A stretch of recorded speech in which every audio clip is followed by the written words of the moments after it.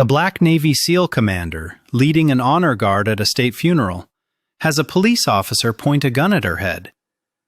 It happens on live television, millions watching, and she doesn't flinch.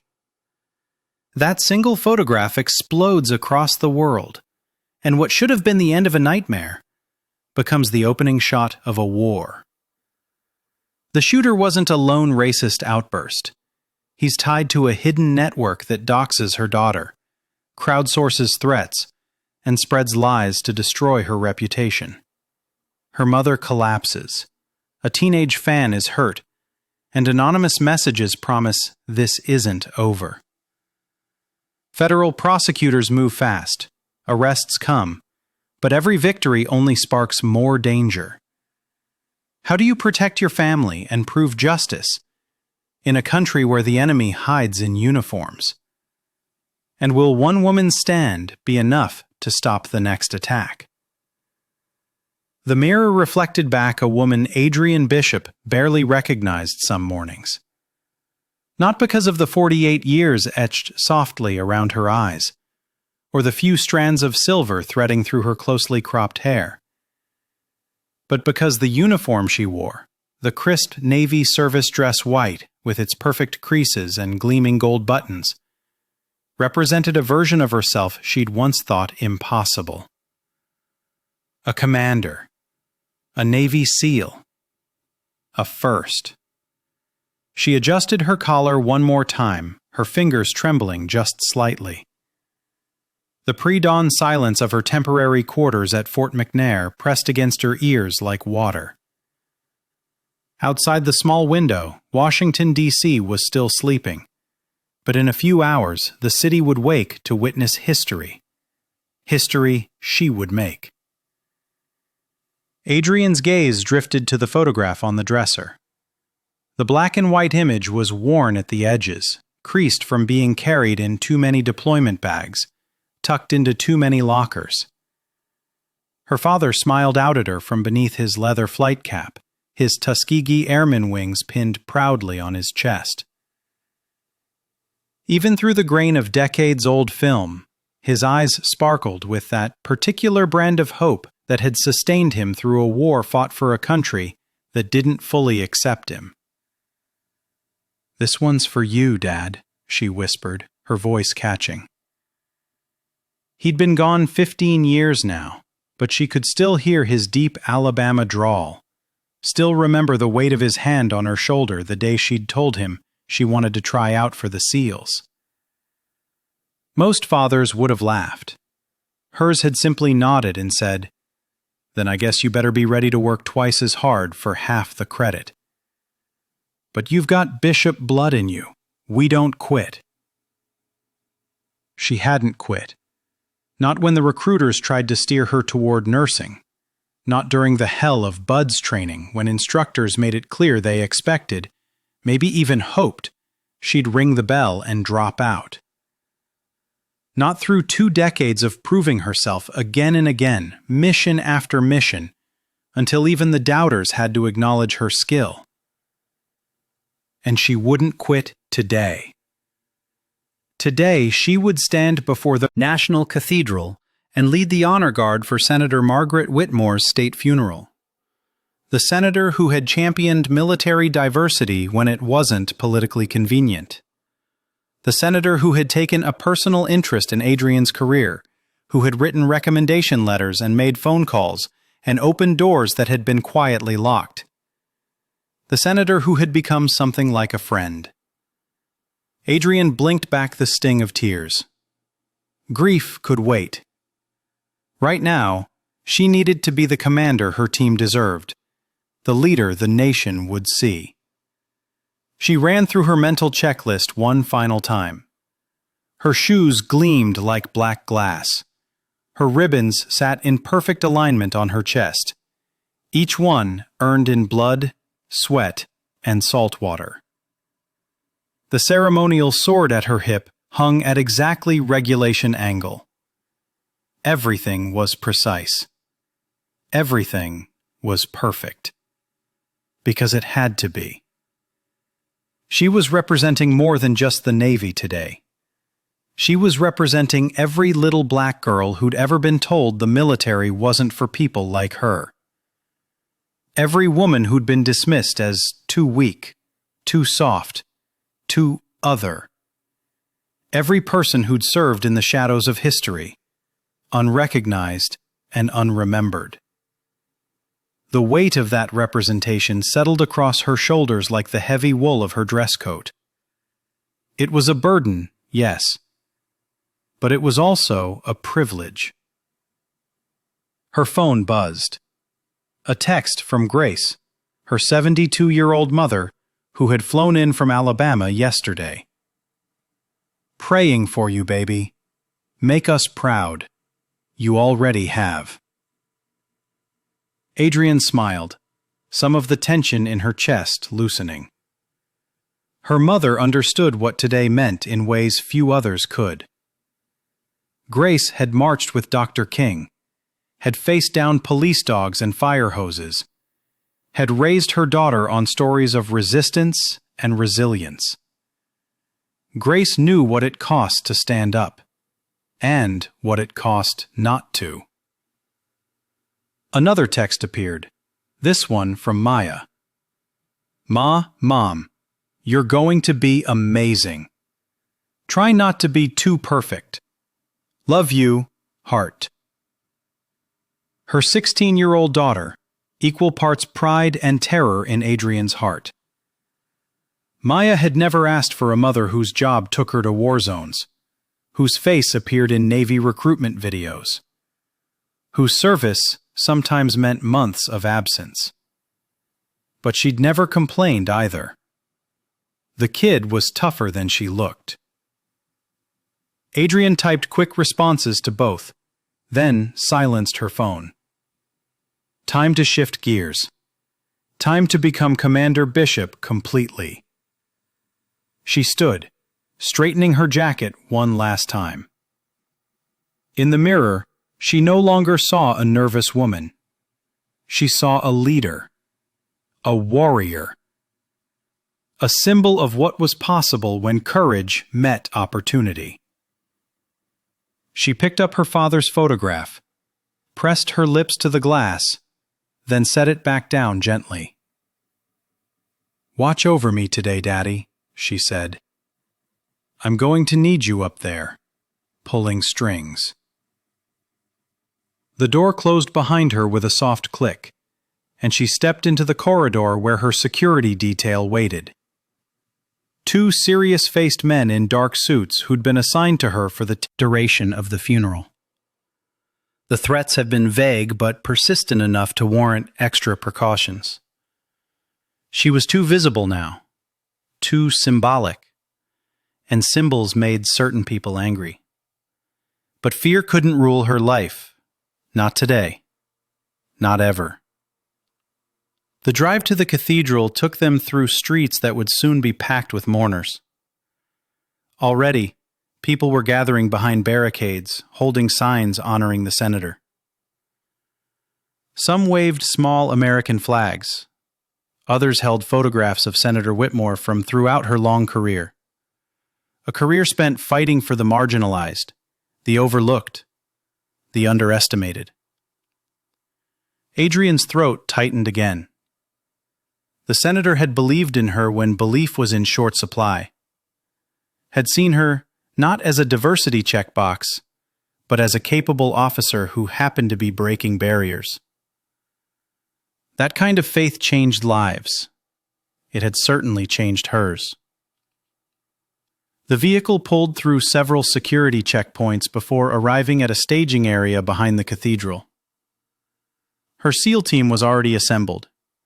8 men who'd trained with her, deployed with her, and never once treated her as anything less than their commander. They snapped to attention as she approached. "At ease," she said, her voice steady and clear. "How's everyone feeling?" "Ready, ma'am," said Lieutenant Kowalski, her second in command. A few nervous grins flashed around the group, but their eyes were sharp and focused. "Good. Remember, the world is watching today.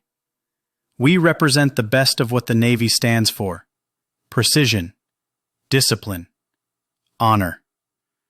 We do this right, and we do it together. The senator deserves nothing less. Yes, ma'am, they responded in unison. She checked her watch. 30 minutes until the procession began. Her pulse kicked up a notch, adrenaline starting to trickle into her bloodstream. It was a familiar feeling, the same heightened awareness she felt before jumping out of planes or breaching hostile compounds. Her body knew how to handle pressure. Her mind knew how to stay calm.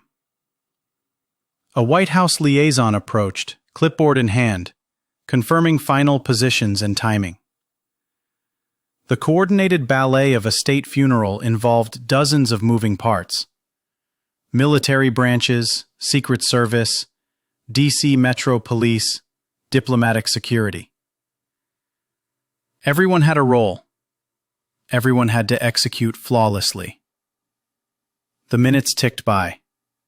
Around her, the massive machinery of ceremony began to turn. Dignitaries arrived in black cars. News cameras took their positions.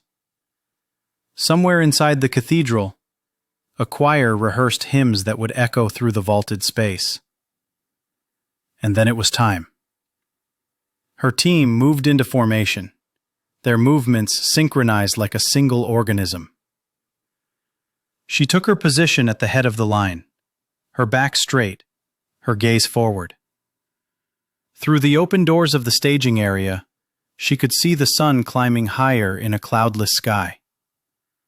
A perfect day for a funeral. A perfect day to honor a life well lived. The voice in her earpiece gave the signal. Honor Guard, prepare to move. Adrian took a deep breath and held it for a 3 count, then released it slowly. Her father's voice echoed in her memory. Fear is just excitement that needs direction. She stepped forward, leading her team out of the shadows and into the brilliant morning light. The crowd came into view first, thousands of people lining the route, held back by barriers and a wall of law enforcement. Their faces turned toward her, some already lifting phones to capture the moment. She kept her eyes forward, refusing to be distracted by the sea of humanity. The drums began their slow, steady cadence. The sound rolled through her chest like a second heartbeat. Left, right, left, right. Each step measured and deliberate. This was what she'd trained for. This was what she'd earned. The National Cathedral rose before her, its Gothic spires reaching toward heaven. The building had hosted the funerals of presidents and heroes. Now it would host the senator's final journey, and Adrian would be the one to lead her home. She could feel the weight of millions of eyes, not just from the crowd, but from cameras broadcasting around the world. She could imagine young girls watching from living rooms and classrooms, seeing a black woman in command of this moment, and daring to imagine themselves in uniform. That thought steadied her more than any training ever could. The flag-draped casket appeared, carried by a separate detail from the senator's own military service. Adrian's team would escort it up the cathedral steps, a final honor for a woman who had honored so many. Everything was proceeding exactly as planned, every person in their exact position. The Secret Service agents formed a professional perimeter, scanning the crowd with practiced vigilance. D.C. Metro police officers stood at attention along the route, their dress uniforms crisp in the morning sun. Among them stood Officer Derek Rollins, his face unreadable behind dark sunglasses. Adrian didn't notice him particularly. He was just one of dozens of officers providing security, a cog in the machinery of this massive event. She had no reason to single him out. No way to know that in seconds, her entire life would change forever. The procession moved forward with the precision of a Swiss watch. Adrian's focus narrowed to the task at hand. Maintain formation. Honor the fallen. Embody the values her father had instilled and the senator had championed. The drums continued their solemn rhythm. The crowd fell into a hushed silence, broken only by the occasional camera shutter. The moment felt sacred, suspended in amber, beautiful and terrible all at once. The black SUV pulled away from the National Cathedral, sirens wailing as emergency vehicles converged on the scene behind them. Adrian sat rigid in the back seat, flanked by two Secret Service agents whose faces remained professionally blank even as their hands stayed near their weapons. Her ears still rang from Rollins's screams. Her pulse hammered in her throat. But her hands, resting on her white uniform trousers, did not shake. "Commander Bishop, are you injured?" The agent to her left finally spoke, his voice careful. "No." The word came out steadier than she felt. Through the tinted windows, she caught glimpses of the chaos unfolding outside. News helicopters circled overhead. Police cruisers blocked intersections. Somewhere behind them, Officer Derek Rollins was being wrestled into custody while the world watched in horror. She had trained for combat, for hostage situations, for chemical attacks and close-quarters battle. But nothing had prepared her for having a gun pointed at her head in front of the entire nation while honoring a fallen senator. The SUV pulled into a secured underground garage. More agents waited, grim-faced and alert. They escorted her through concrete corridors to a windowless room with a single table and 4 chairs. The fluorescent lights hummed overhead. "Ma'am, we need to process the incident," a woman in a dark suit explained. "The threat assessment team is coordinating with FBI. We'll keep you here until we're certain there are no additional what?" Adrian's voice remained level, but something cold settled in her chest. "Additional attackers?" The woman's silence was answer enough. For the next 3 hours, Adrian sat through debriefings. She recounted the moment in clinical detail. Rollins's sudden movement, the racial slurs, the weight of his service weapon aimed between her eyes. The words felt disconnected from her body, as if she were describing someone else's trauma. A victim specialist offered water, a blanket, contact information for counseling services. Adrian accepted the water, declined the rest. "Commander, your composure was extraordinary," one of the agents said quietly. "That photograph, the one where you didn't even flinch, it's already everywhere." She closed her eyes. Somewhere out there, that frozen moment was circulating through millions of phones and computer screens. Her face, calm and resolute, while hatred screamed in front of her. Her father would have been proud. The thought made her throat tighten. "Can I call my family?" she asked.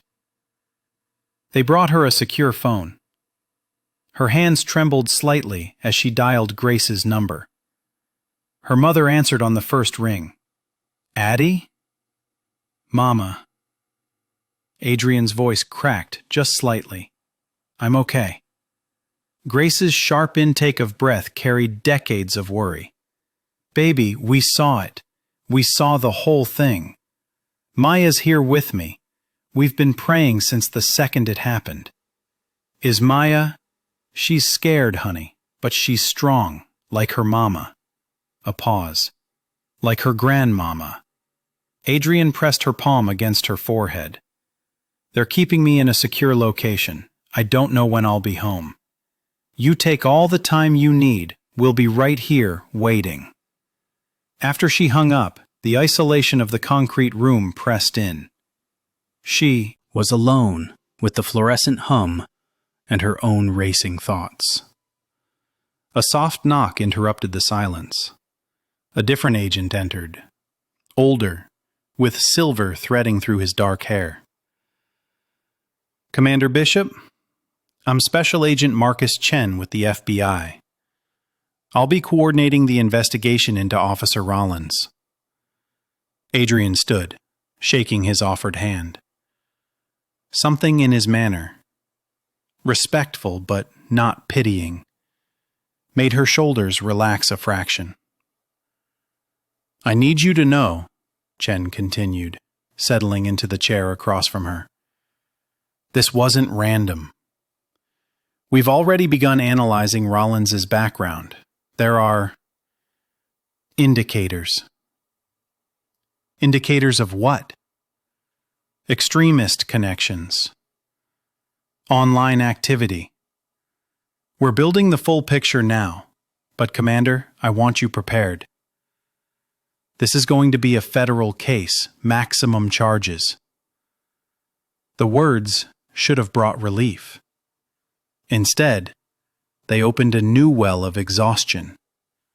A case meant a trial, testimony, months of reliving this moment in front of cameras in courtrooms. "How long?" she asked. "The arraignment will be fast, within days. The Attorney General herself is overseeing this. The Justice Department is treating it as domestic terrorism." Chen's expression softened slightly. "I know this isn't what you expected when you woke up this morning." A bitter laugh escaped her. "No, it wasn't. For what it's worth, I served too, Marines.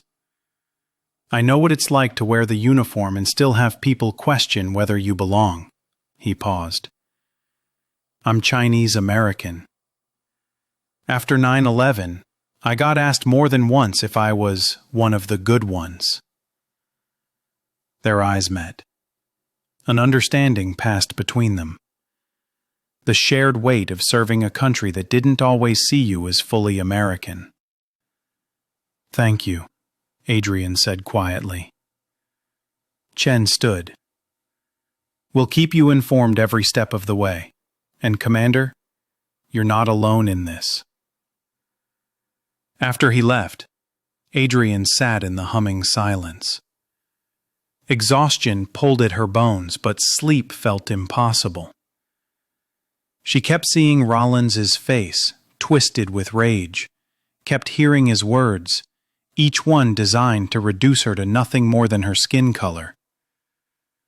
But she was still here, still breathing, still standing.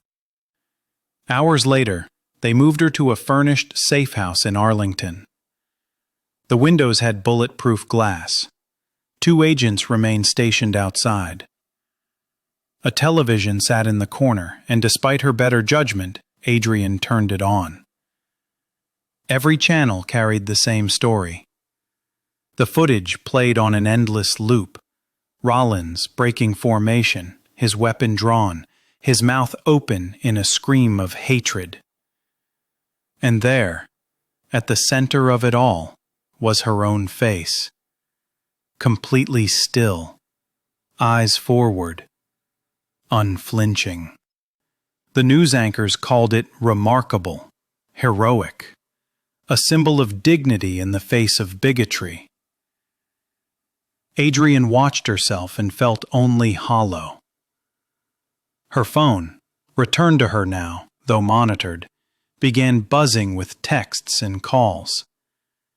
Fellow SEALs, former commanders, people she hadn't spoken to in years, all of them offering support, expressing outrage, promising to stand with her. Then a notification lit up the screen. A text from an unknown number. Her finger hesitated over it.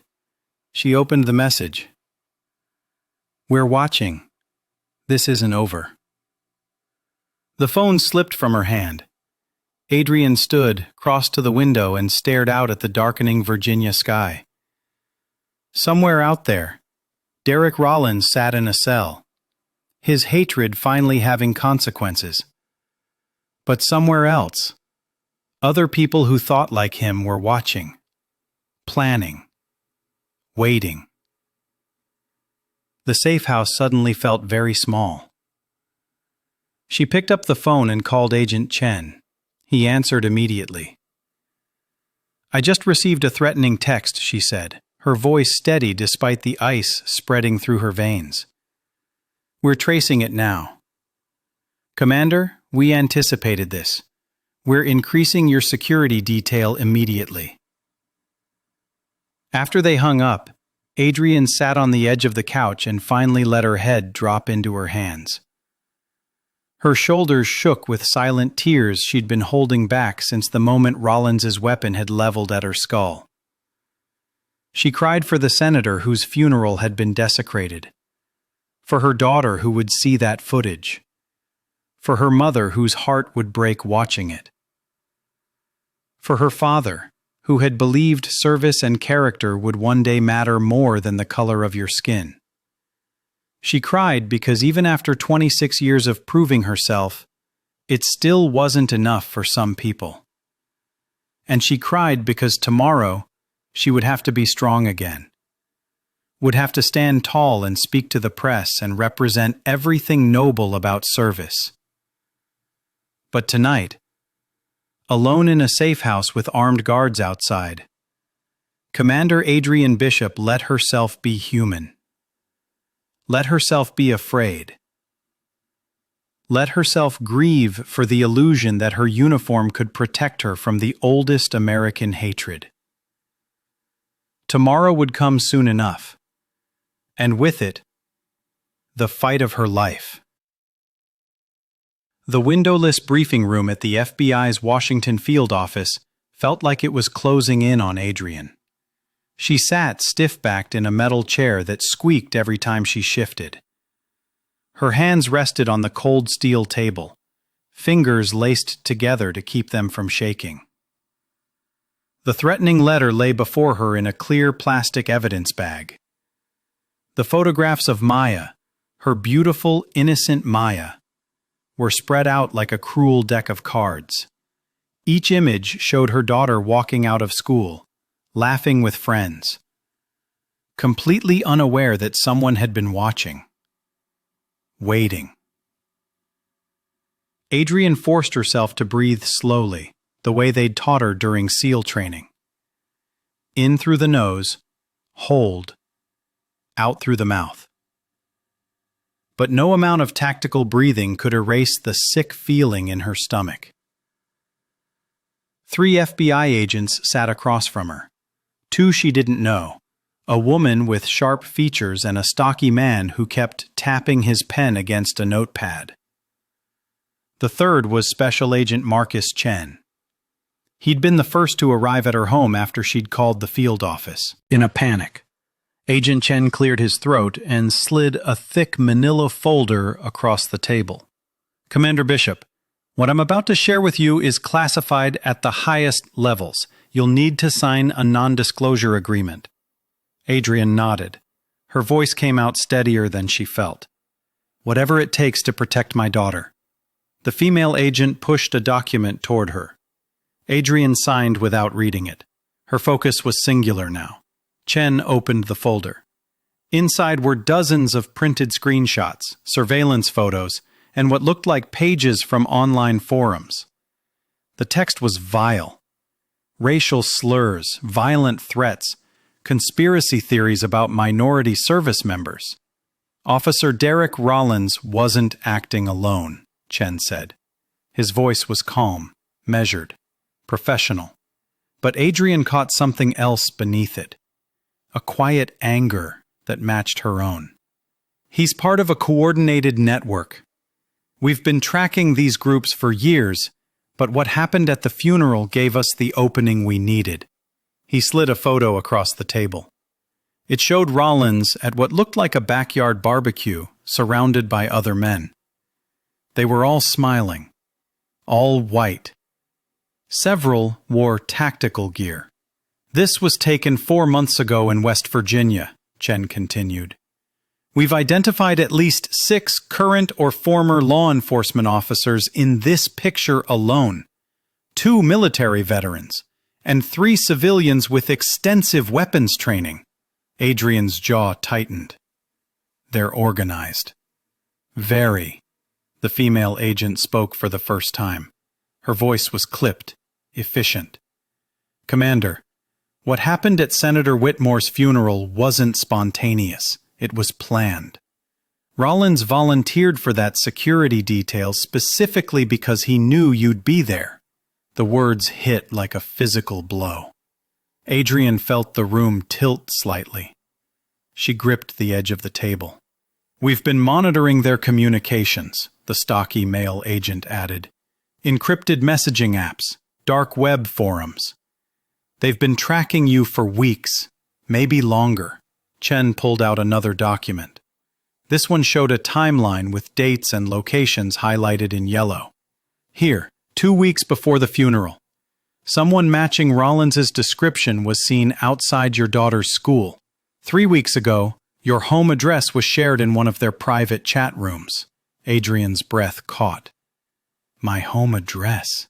It's already been scrubbed from the public record, Chen said quickly.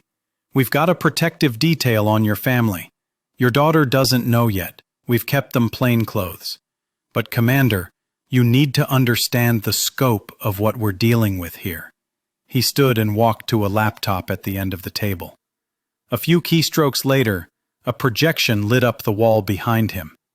It was a web, a literal web of connections. Lines linking names to organizations to locations. At the center was a grainy photo of Derek Rollins. This is what we've mapped so far, Chen said. The network spans at least 7 states. They call themselves the Preservers. Their stated goal is to preserve traditional American values and institutions. That's a fancy way of saying they're white supremacists, Adrian said quietly. Yes. Chen clicked to the next slide. It showed screenshots from a private forum. Adrian forced herself to read the words, even though each one made her stomach turn. The Bishop situation is a test case. If we can send a strong enough message, others will fall in line. No more diversity hires, no more quotas. Rollins is ready. He understands the stakes. After Sunday, everyone will know we're serious. Her daughter goes to Lincoln High. Just saying. Adrian closed her eyes. The threat wasn't just to her. It had never been just about her. They wanted to make an example of me, she said. Yes. Chen's voice was gentle now. He sat back down, leaning forward on his elbows. Commander, I need you to hear something. What Derek Rollins did, pointing that weapon at you during a state funeral, it was meant to humiliate you. To show the world that even America's most decorated service members aren't safe if they're the wrong color. The female agent nodded. They thought it would scare others into silence, into staying in their place. Adrian opened her eyes. She looked at each of the agents in turn. But it didn't work that way, did it? Chen allowed himself a small smile. No, Commander, it didn't. The photograph of you standing there, not flinching, not backing down, it went viral for a different reason than they intended. You became a symbol. Which is why they're escalating, the stocky agent added. The threats against your family, the disinformation campaign online. It's all part of their response. They're doubling down. Adrian felt the weight of it settle on her shoulders. This wasn't over. The courtroom victory she'd hoped for wouldn't be the end. It would just be one battle in a much longer war. What about the trial? She asked.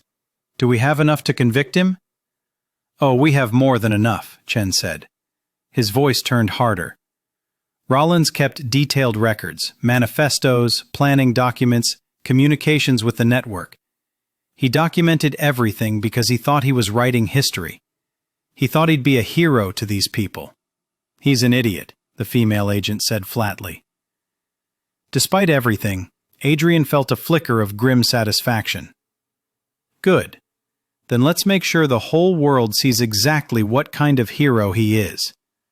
Chen nodded. That's the plan. The Department of Justice is treating this as the priority case. Federal hate crimes, assault with a deadly weapon, conspiracy, terroristic threats. He's looking at life without parole if we can make it all stick. When, Adrian corrected. When you make it stick. When, Chen agreed. The female agent closed her folder. Commander Bishop, we need to talk about your security going forward. We can't have you living at your current address. It's too exposed. We've arranged a safe house in Arlington. Bulletproof windows, armed guards, the works. Adrian thought of Maya, of her mother Grace, who had been planning to visit next week, of the small garden behind their house where she'd planted tomatoes last spring. For how long? Until the trial concludes, maybe longer, depending on how the network reacts to the verdict. Adrian nodded slowly. She'd lived in worse places. She'd slept in mud and sand and places where death was a constant companion. A safe house in Arlington was nothing. But Maya deserved better than this. My daughter, Adrian said. I need to be the one to tell her. I need to explain why we're leaving. Chen's expression softened. Of course. We'll give you tonight. Tomorrow morning, we'll move you. The meeting wrapped up with logistics and protocols, security codes, emergency contacts, what to pack and what to leave behind. It all felt surreal, like she was planning for a deployment instead of protecting her family from domestic terrorists. As the other agents filed out, Chen lingered. Commander, he said quietly, can I share something off the record? Adrian nodded. He sat back down, his professional mask slipping just slightly. I'm Chinese-American, second generation. My grandfather fought in World War II with the 442nd Regiment, all Japanese and Chinese-American unit, most decorated in U.S. history. Adrian knew the unit. Every service member did. Heroes who'd fought for a country that had interned their families. When I joined the FBI, Chen continued, I thought that if I just worked hard enough, proved myself enough, people would see past my face, see the badge instead. He smiled sadly. Took me years to realize that for some people, my face is all they'll ever see, and they hate it. They hate me for wearing this badge. He met her eyes. I share that because I want you to know I understand. Not the same way, not the same history, but I understand what it costs to serve a country that doesn't always serve you back. Adrian felt something unknot in her chest. Thank you, she whispered. Chen stood. We're going to get these people, Commander, every last one of them. And we're going to make sure that photograph of you, that moment of grace under fire, that's what people remember, not their hatred. After he left, Adrian sat alone in the briefing room. The photographs of Maya still lay on the table. Her beautiful girl, caught in the crosshairs of someone else's hate. She thought of her father, of the stories he'd told about flying missions over Europe, knowing that when he landed he'd face segregation and scorn. He'd done it anyway. He'd believed in something bigger than the hate. She thought of her mother, marching in Alabama, getting spit on and cursed at and beaten. Grace had done it for the future, for Adrian, for Maya, and now it was Adrian's turn. She gathered the photographs, carefully, sliding them back into the evidence bag. Then she stood, straightened her uniform, and walked out of the briefing room with her head high. The unseen enemy thought they could break her with threats. They thought they could intimidate her into silence. They were about to learn just how wrong they were.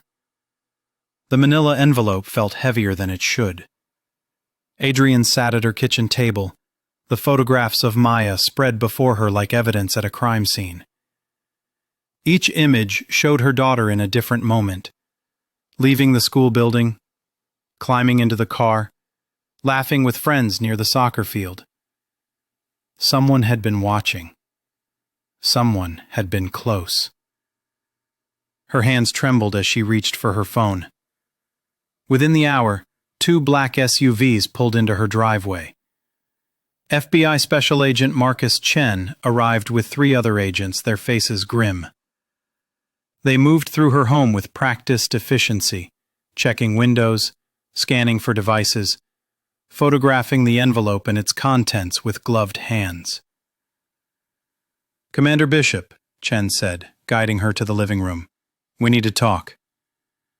She nodded, her throat tight.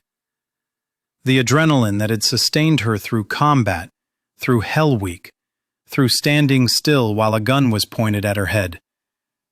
It was failing her now. This wasn't about her. This was about Maya. "I need my daughter protected," she said, her voice barely above a whisper. "Right now." "Already done," Chen assured her. "We have 2 agents at her school. She's safe." The word safe felt hollow. Chen sat across from her, and for a moment something passed between them. A recognition that transcended their professional roles. He was younger than her, but his eyes carried the weight of someone who'd walked similar roads. "What I'm about to tell you," he began, "is going to be difficult to hear." Adrian straightened her spine. Whatever was coming, she would face it the way she'd been trained. Chen pulled out a tablet, swiping through images and documents. "Officer Derek Rollins didn't act alone. We've known that since the arrest. But the scope of the network is larger than we initially thought." He turned the screen toward her. It showed a web of connections, names, photos, lines linking dozens of individuals across multiple states. "They call themselves the Preservers," Chen continued. "A white supremacist organization with cells in at least 7 states. What makes them particularly dangerous is their membership. Law enforcement officers, former military personnel, people with training, people with access." Adrian's stomach turned. She'd known racism existed in the ranks. She'd faced it herself in small comments and subtle slights. But this was different. This was organized, intentional. "How long have they been watching me?" she asked. "At least 6 weeks before the funeral," Chen said. "We've recovered communications from Rollins's computer. You weren't a random target, Commander. You were selected. The funeral was chosen specifically because of its visibility." The revelation landed like a physical blow. "They wanted to humiliate you," Chen said, his voice gentle but firm. "To send a message to other people of color in positions of power. They wanted to prove that even someone as decorated and respected as you could be made to look vulnerable. What they didn't count on was your response." Adrian thought back to that frozen moment. The gun barrel, the slurs, the cameras. She'd stood still because her training demanded it. But now she understood. That stillness had been an act of defiance. "The photograph has gone viral," Chen said. "It's become a symbol. That's made you even more of a target." Before she could respond, another agent appeared in the doorway. "Sir, we've got something." Chen excused himself, leaving Adrian alone with the weight of the revelation. She walked to the window, looking out at her quiet suburban street. Normal houses, normal lives. She'd chosen this neighborhood precisely because it felt safe, removed from the chaos of Washington. That safety had been an illusion. When Chen returned, his expression was darker. "Commander, are you aware of the online activity surrounding you right now?" She shook her head. He pulled up a laptop, showing her a Twitter feed. The hashtag #StandWithCommander was trending, filled with messages of support. But as he scrolled, she saw the other side, the coordinated attacks. Doctored videos claiming she'd provoked Rollins, fake witness accounts, accusations that she was a diversity hire unqualified for her position. The lies were sophisticated, layered, convincing. "This is a disinformation campaign," Chen explained, "designed to discredit you, to turn public opinion. It's classic extremist playbook. When they can't defeat you directly, they destroy your credibility." Adrian felt the room tilt. She'd spent 26 years earning her rank, her reputation, her place.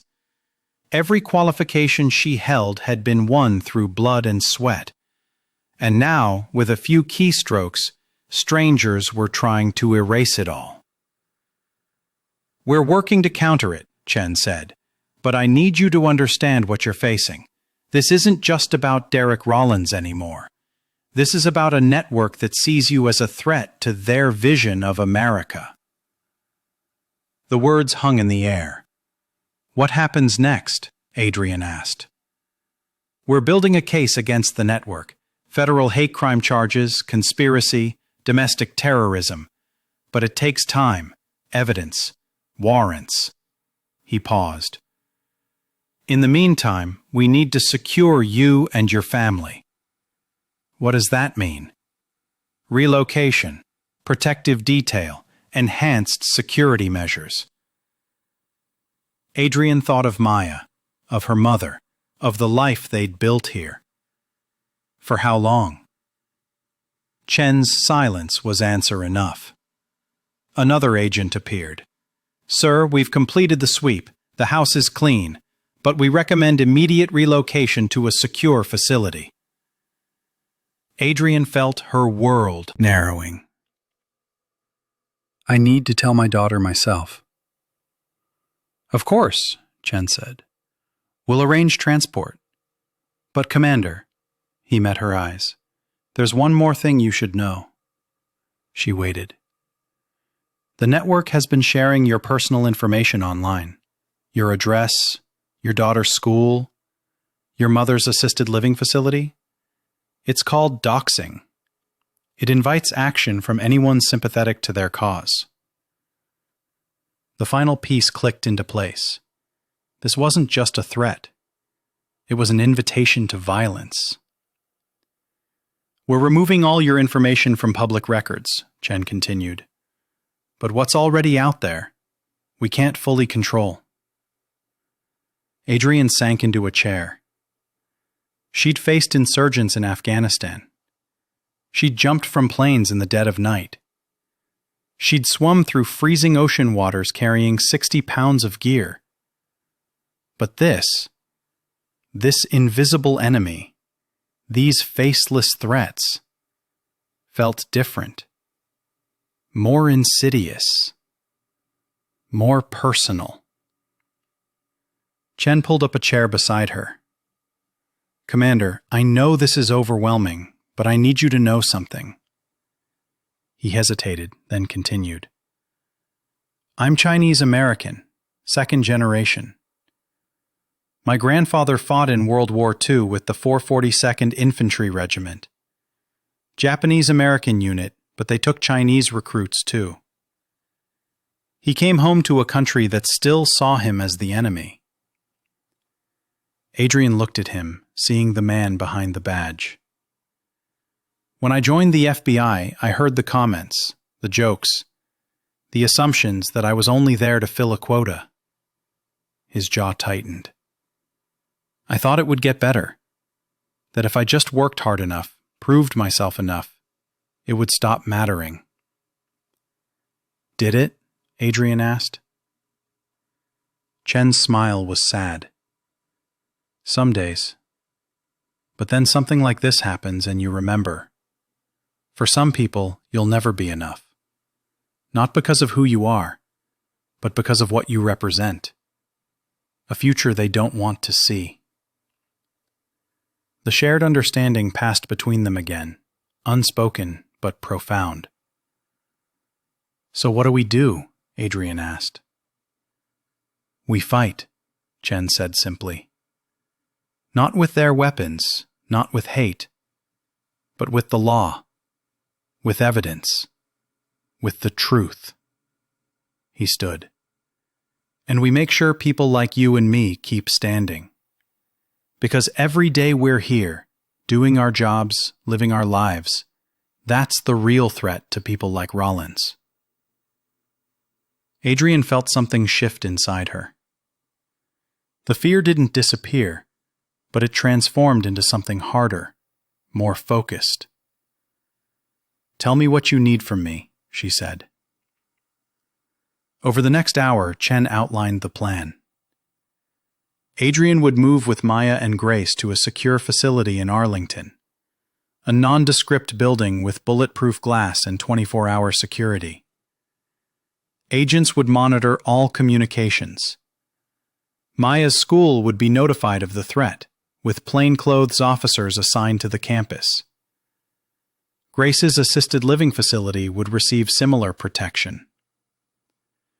"We're treating this as an active terrorism investigation," Chen said, "which means resources, manpower.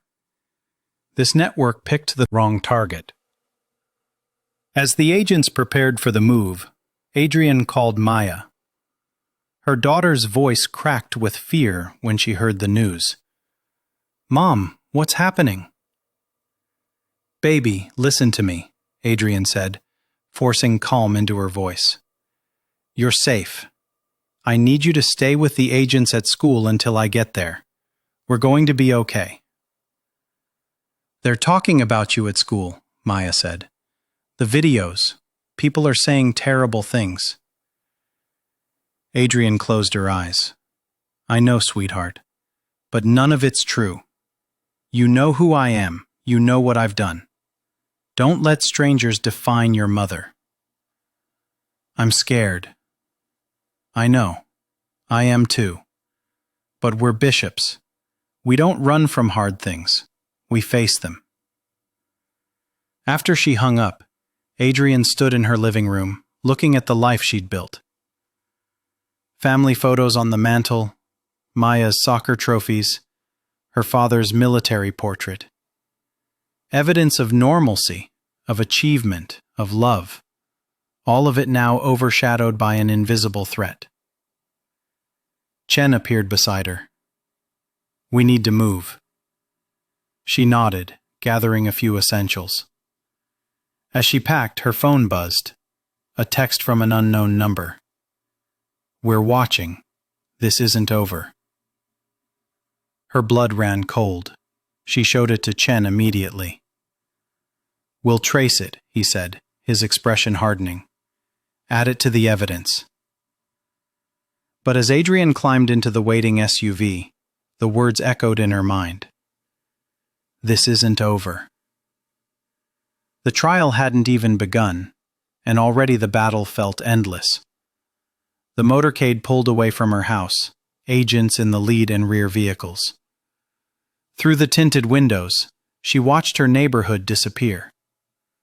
Somewhere out there, the people who'd set this in motion were still active and watching. And for now, all she could do was focus on the small, fierce task in front of her. Keep her family safe, hold the line, and prepare for the fight to come. The briefing room fell silent as Agent Chen tapped a single key on his laptop. The wall-mounted screen came alive with a tangled web of names, faces, and connecting lines that looked like a spider's nest drawn in red and black. Adrian leaned forward in her chair, her hands folded tightly on the cold metal table. The threatening photographs of Maya still sat between them, edges curling slightly under the harsh fluorescent lights. "Commander, what I'm about to show you is classified," Chen began, his voice measured. "But you have a right to know what we're dealing with. The central note on the screen bore Derek Rollins's face. A booking photo, jaw clenched, eyes burning with defiance. From that single point, dozens of lines radiated outward like spokes on a wheel. "This is the preservers," Chen continued. "We've been tracking them for 18 months, but they've been active for at least 5 years. 7 states, approximately 43 confirmed members. Law enforcement, former military, private security contractors." Adrian's stomach tightened. One man's hatred she could understand, could process. But this was something else entirely. "The funeral wasn't spontaneous," Chen said, pulling up a series of screenshots. "These are from encrypted forums. They'd been discussing you specifically for 6 weeks. The words on screen made her skin crawl. Detailed analysis of her career, discussion of her symbolic value as a target, debate over the optics of attacking a black woman at a state funeral. They'd talked about her like she was a military objective, a strategic asset to be neutralized. "They wanted to make an example," Chen explained, his jaw tight. "To send a message that even at the highest levels of achievement, even in dress whites leading an honor guard, you could be humiliated, threatened, made to know your place." Adrian felt her hands trembling. She pressed them flat against the table. Chen pulled up another window. But here's what they didn't count on. Video footage played. The moment outside the cathedral. Rollins screaming, his weapon raised, and Adrian, utterly still, her face a mask of perfect composure even as chaos erupted around her. "That photograph went viral within 90 seconds, Chen said quietly. By the time they'd wrestled Rollins to the ground, it had been shared 17,000 times. By morning, over 4 million. It became a symbol, not of their power, but of yours." The next screen showed social media analytics. #StandWithCommander. Millions of posts. Support flooding in from across the country and around the world. "They wanted to humiliate you," Chen said. "Instead, you became a hero. And that terrified them." He clicked again. New screenshots appeared. More recent posts from the encrypted forums. The tone had shifted from triumphant to panicked to enraged. "This is when the threats to your family began," Chen explained.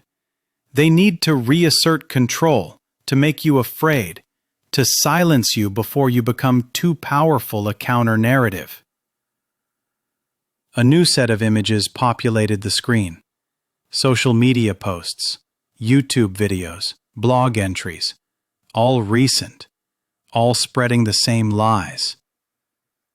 "The disinformation campaign launched 48 hours ago," Chen said. "Coordinated, professional. They're claiming you provoked Rollins, that the video is edited, that you're a diversity hire who isn't qualified for your position." Adrian watched a doctored video play, cleverly edited to make it appear she'd made a sudden movement just before Rollins drew his weapon. Her expertise told her exactly how they'd done it. A few frames removed here, a transition there. To an untrained eye, it looked damning. "We're working with the platforms to get this taken down," Chen assured her. "But new versions keep popping up. They've got a whole infrastructure for this." The door to the briefing room opened. A younger agent entered, carrying a thick folder. He set it in front of Chen without a word, then left. Chen opened it slowly. "Commander, I need to prepare you. This gets worse." He spread out a series of surveillance photographs. Adrian's house from multiple angles. Maya's school. The route Maya walked to her friend's house. Grace's church. All marked with timestamps from the past 3 weeks. They've been watching your family systematically, Chen said. Building dossiers. Your home address has been posted on at least 15 different forums and message boards. Maya's school name. Your mother's routine. The room felt suddenly too small. Adrian struggled to breathe normally, to maintain the composure that had served her through buds, through combat, through the barrel of Rollins's gun. But this was different. This threatened the people she loved most. "What do you need me to do?" she asked, her voice steady despite everything. Chen met her eyes. "Right now? We need you to relocate to a secure facility. You, Maya, and your mother. We're talking full protective detail, plainclothes agents, secure transport, the works. For how long?" "Until we can dismantle enough of this network that you're no longer in immediate danger." He paused. "I won't lie to you, Commander. That could be weeks. It could be months." Adrian thought of Maya's face when she'd dropped her off at school that morning. Her daughter had tried to be brave, but fear lingered in her eyes.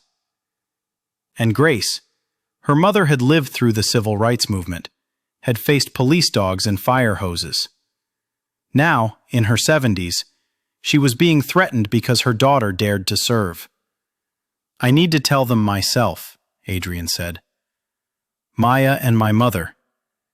They need to hear this from me." "Of course." Chen began gathering the photographs back into the folder.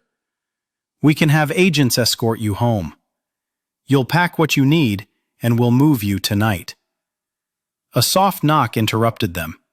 A female agent opened the door partway. "Sir, the commander's security detail is here, and we've got someone from the Attorney General's office on a secure line. She's asking for an update." Chen nodded. "Tell them 5 minutes." The door closed again. Chen looked at Adrian with something that went beyond professional concern.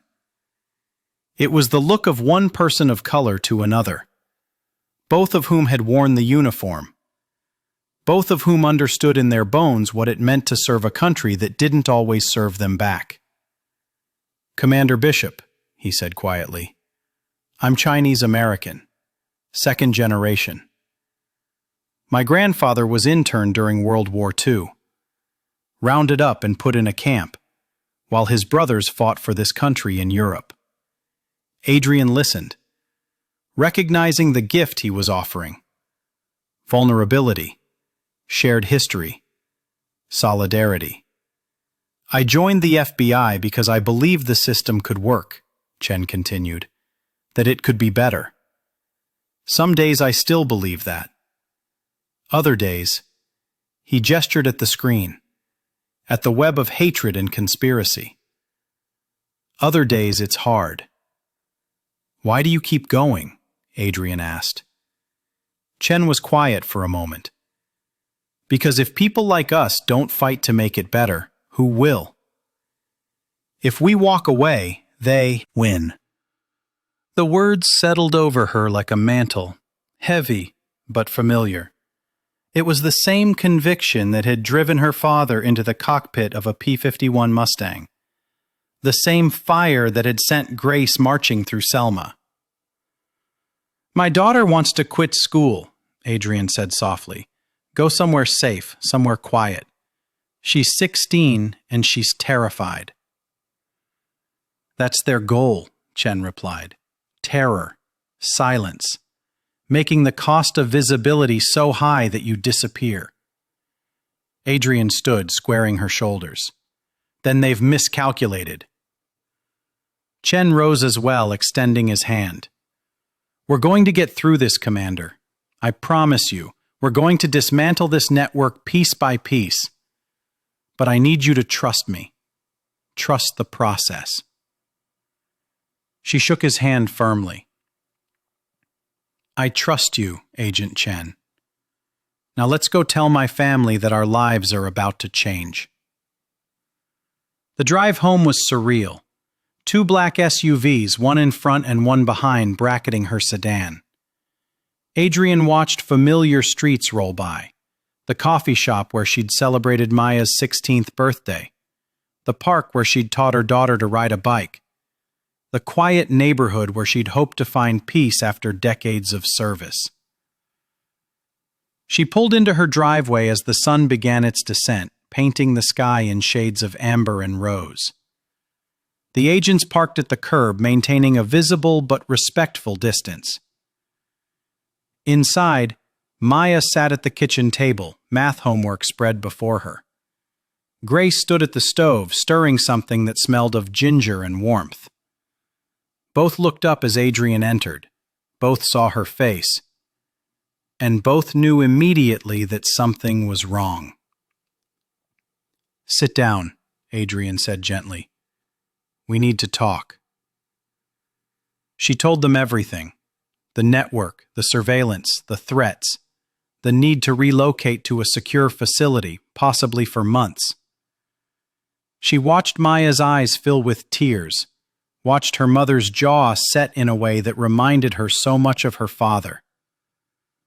"So we just run?" Maya's voice cracked. "We just let them win?" "No, baby." Adrian reached across the table, taking her daughter's hand. "We let the professionals do their job while we stay safe. There's a difference between running and being strategic." "Your mother's right," Grace said, moving from the stove to sit beside her granddaughter. "I didn't march through Selma so you could grow up in a world where cowards with badges could terrorize you. But I also didn't raise your mother to be reckless with the lives of those she loves." Maya wiped her eyes roughly. "When do we leave?" "Tonight." Adrian squeezed her daughter's hand. "Pack what you need for a few weeks. Clothes, school books, whatever makes you feel at home." "Can I tell my friends?" Chen had been clear about this. "Not yet. Not the details. You can tell them you're going to stay with family for a while. That's all." Maya nodded miserably and headed upstairs, her footsteps heavy on the old boards. Grace waited until they heard Maya's door close, then she turned to her daughter with eyes that had seen too much history, too much struggle, but still somehow burned with hope. "This is survival, not surrender," she said quietly. Adrian felt the steadiness of her mother's voice anchor her.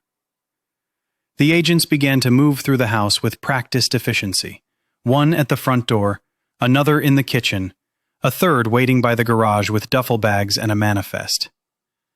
Neighbors peered from behind curtains and down sidewalks, whispers following the convoy as it formed. Maya reappeared with a small duffel slung over her shoulder, hugging them both tightly before an agent gently took her hand and guided her to the waiting SUV. Grace kissed Adrian's forehead as if blessing a soldier going into battle. When the cars pulled away, Adrian watched their home recede, the porch light blinking in the dusk. For a long moment, she let herself be a mother and a daughter and a woman afraid for the people she loved. Then she inhaled, tasted resolve, and thought of the web on Chen's screen. They could hide them for a while.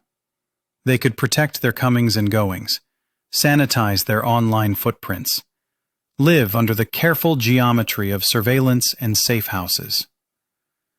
But the work, dismantling what had been built around hatred, would require exactly what Chen and she had said in the briefing: patience, precision, and courage. As the SUVs picked up speed and the neighborhood slipped away, Adrian looked at Maya in the rearview mirror, tight-lipped but awake, and Grace's steady profile beside her. They would not be erased. They would not be silenced. They were going to fight, and they would do it together. Maya's bedroom curtains were drawn tight against the midday sun, casting the safe house room in gray shadows. Adrian knocked softly before pushing the door open. Her daughter sat cross-legged on the bed, scrolling through her phone with a hunched posture that made her look smaller than her 16 years. "Baby, we need to talk." Maya didn't look up. "About how we're prisoners now? Already figured that out." Adrian sat on the edge of the bed, close but not touching. The distance between them felt wider than the 3 feet of floral bedspread. "This is temporary. Agent Chen and his team, Agent Chen." Maya's voice dripped with bitter sarcasm. "My new best friend who follows me everywhere. Did you know there's a lady pretending to be a lunch monitor at school? She carries a gun in her purse. I saw it when she reached for her wallet." The revelation made Adrian's stomach clench. She'd known about the security detail, of course, but hearing Maya describe it this way, seeing the protection through her daughter's frightened eyes, made it real in a different way. "They're keeping you safe. From what, Mom?" Maya finally looked up, and her eyes were red-rimmed. "From people who hate you?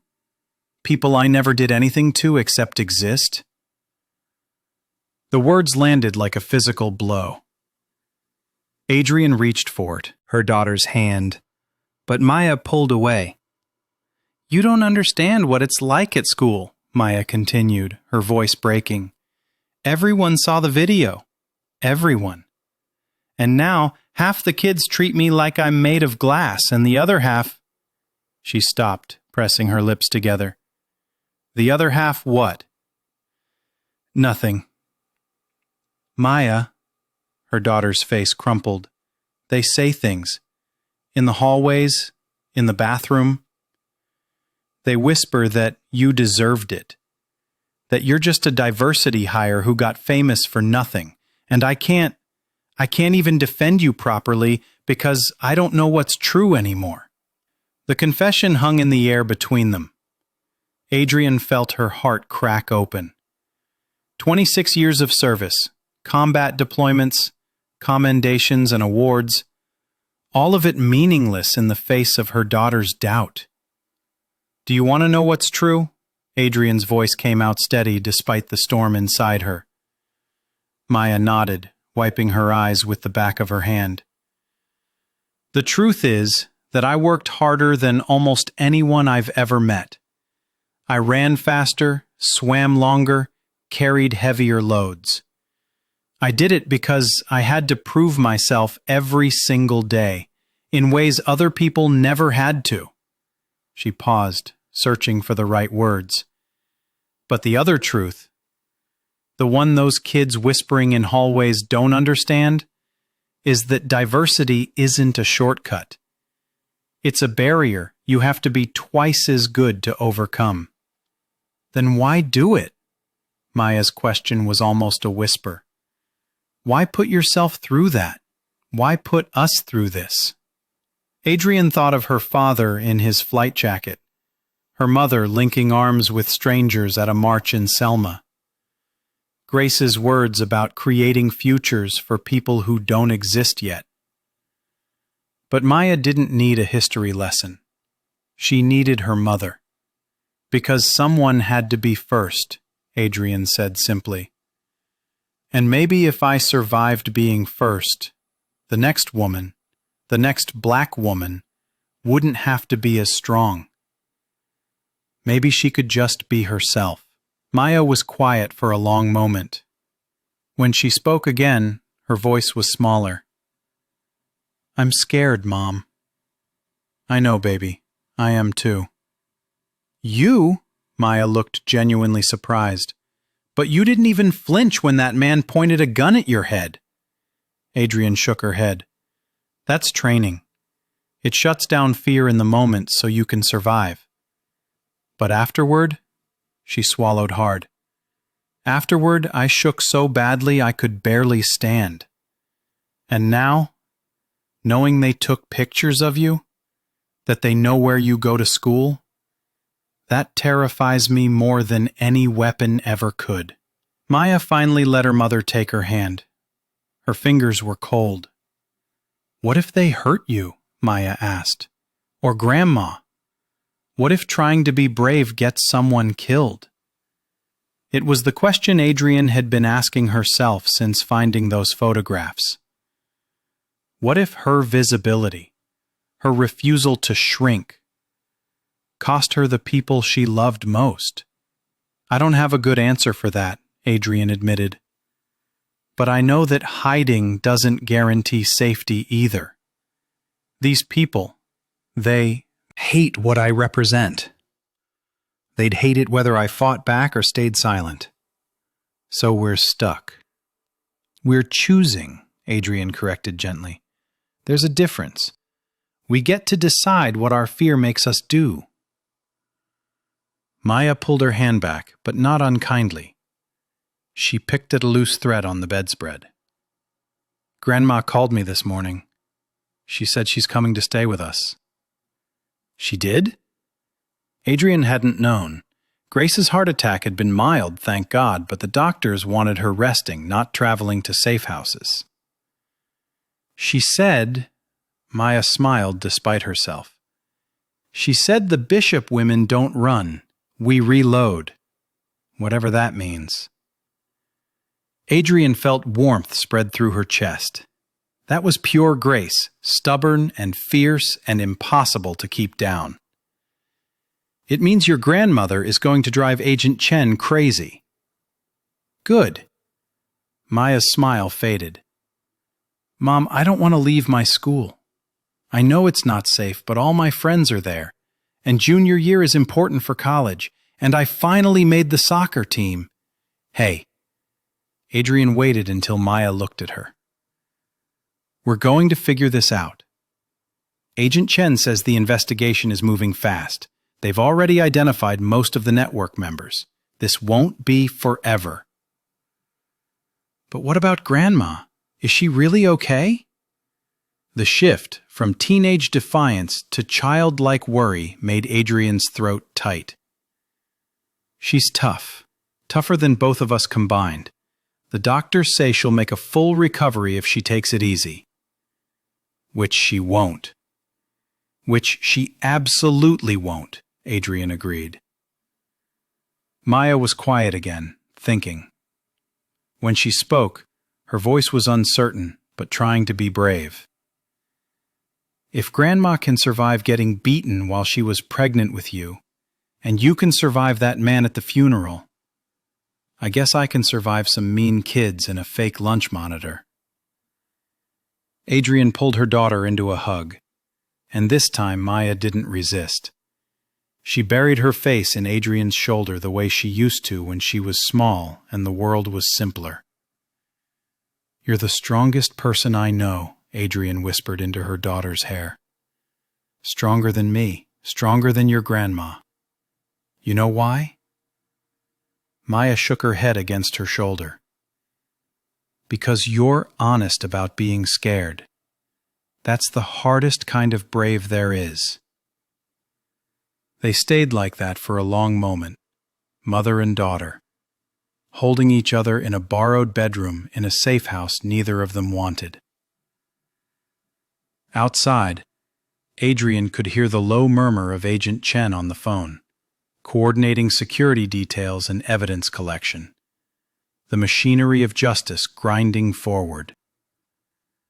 When Maya finally pulled back, she wiped her eyes again. Can I ask you something? Anything. Did you ever think about quitting? Like, really quitting everything? Adrian considered lying, offering her daughter the image of unwavering strength. But Maya had asked for honesty and she deserved it. Yes, she said, more than once.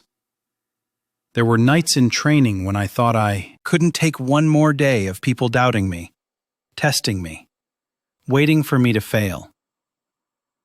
There were deployments when I wondered if proving a point was worth the cost. She paused.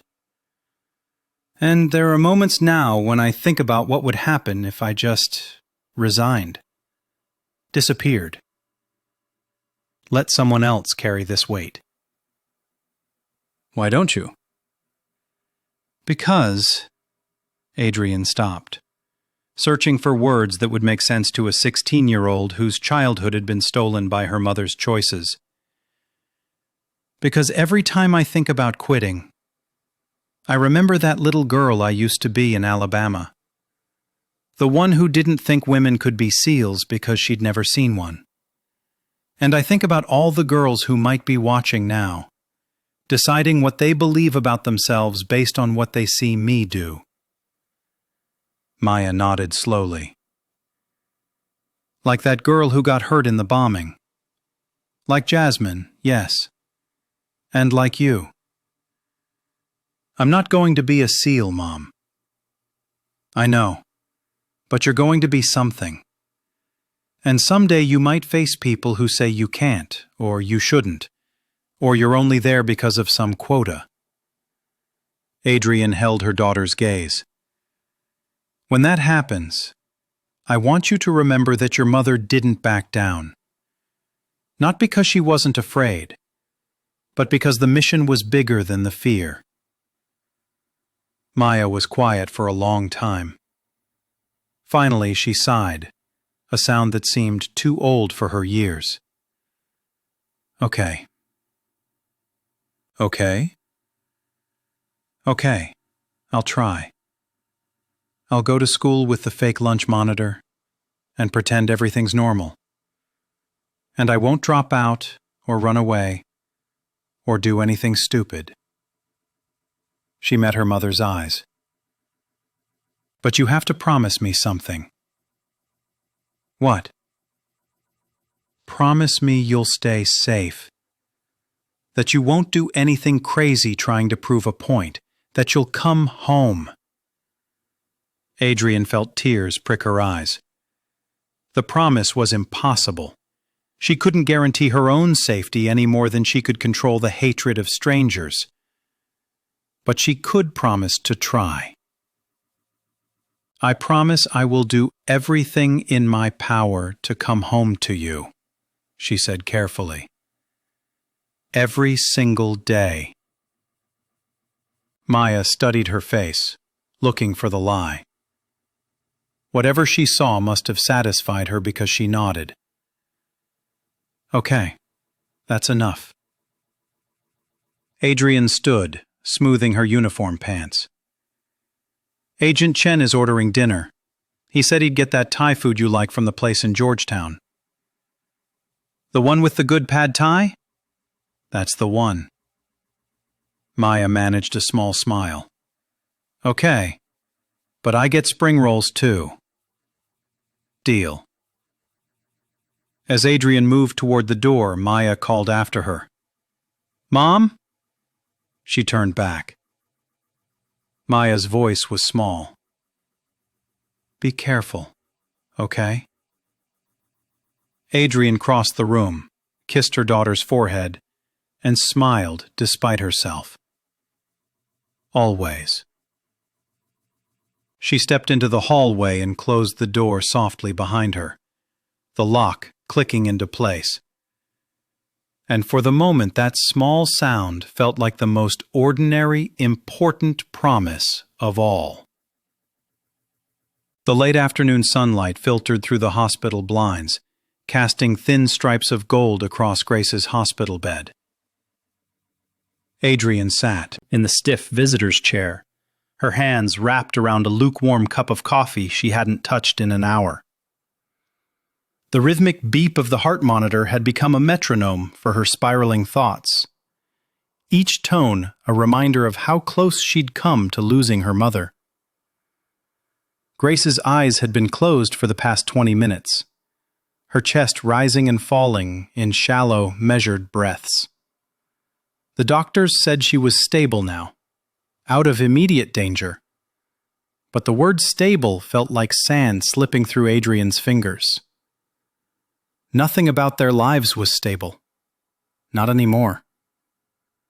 The guilt was a living thing inside her chest, coiling tighter with each passing minute. Her mother was here, frail, hooked to machines, her heart damaged, because Adrian had chosen to stand in the spotlight. Because she'd refused to shrink back when the threats came. Because she'd believed, naively, that one verdict could end a war that had been raging for generations. She pressed her palms against her eyes, trying to hold back the burning tears. "I'm so sorry, Mama," she whispered into the quiet room. "This is all my fault." The thought she'd been circling for 3 days finally landed with crushing weight. What if she just stopped? What if she resigned from the Navy, stepped away from the public eye, took Maya and Grace somewhere quiet and safe? Let someone else carry this burden. Let someone else be the symbol. Her phone buzzed on the side table. She didn't look at it. It would be another message of support, another news alert about the appeals process Rollins's lawyers had launched, another reminder that the world was watching and waiting for her next move. She couldn't do it anymore. She didn't have the strength. "You planning to quit?" Adrian's head snapped up. Grace's eyes were open, tired but sharp as ever, fixed on her daughter with an expression that was half concern, half challenge. "Mama." Adrian leaned forward, reaching for her mother's hand. "You're awake. How do you feel?"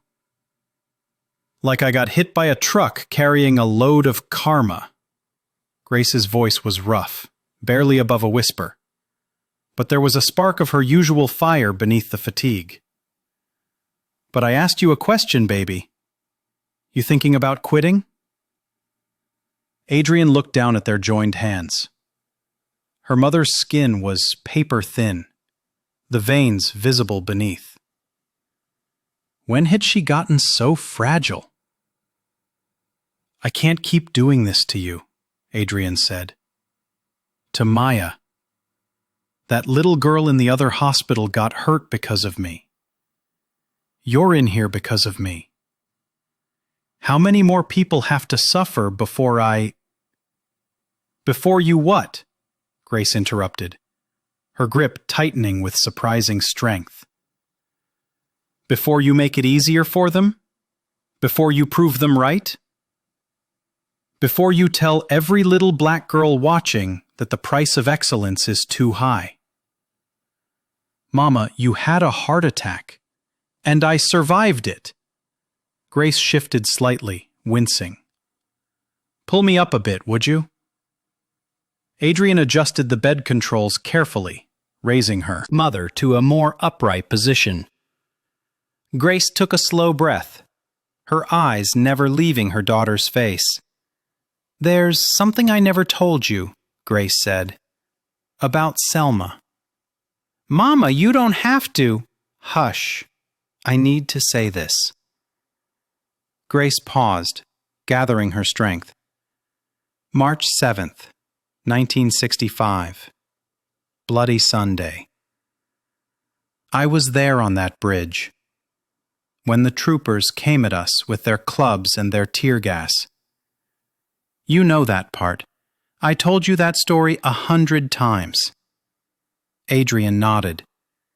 It was one of the defining stories of her childhood, one of the reasons she'd learned early that courage wasn't the absence of fear. It was moving forward despite it. "What I never told you," Grace continued, her voice dropping lower, "was that I was pregnant, 3 months along. With you." The words hit Adrian like a physical blow. What? I didn't know for sure yet, but I suspected. I was late. I felt different. Grace's eyes grew distant, looking past her daughter to some memory only she could see. When that trooper's club hit me in the ribs, when I went down on that pavement and felt the boot connect with my side, all I could think was, I'm going to lose this baby. I'm going to lose everything. Adrian's throat closed up. She couldn't speak. They took me to the hospital that night. White doctors who didn't want to touch me but had to because I was bleeding. They told me I might miscarry. Told me the trauma was too much. The stress too dangerous. They said I should go home. Stay quiet. Stay in bed. Don't march anymore. Don't make trouble. If I wanted to save my baby, I had to stop fighting. A tear rolled down Adrian's cheek. She wiped it away roughly. Your daddy and we prayed all night, Grace said. We asked God what to do.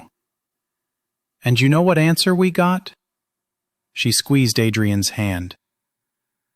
We got told that some things are worth fighting for even when it costs you everything. That the children coming need to see their parents stand. That bending the knee to hatred doesn't keep you safe. It just teaches hatred that threats work. But Mama, 2 weeks later, I was back on the march to Montgomery. Still pregnant. Still scared. But I marched. Grace's voice grew stronger, more insistent.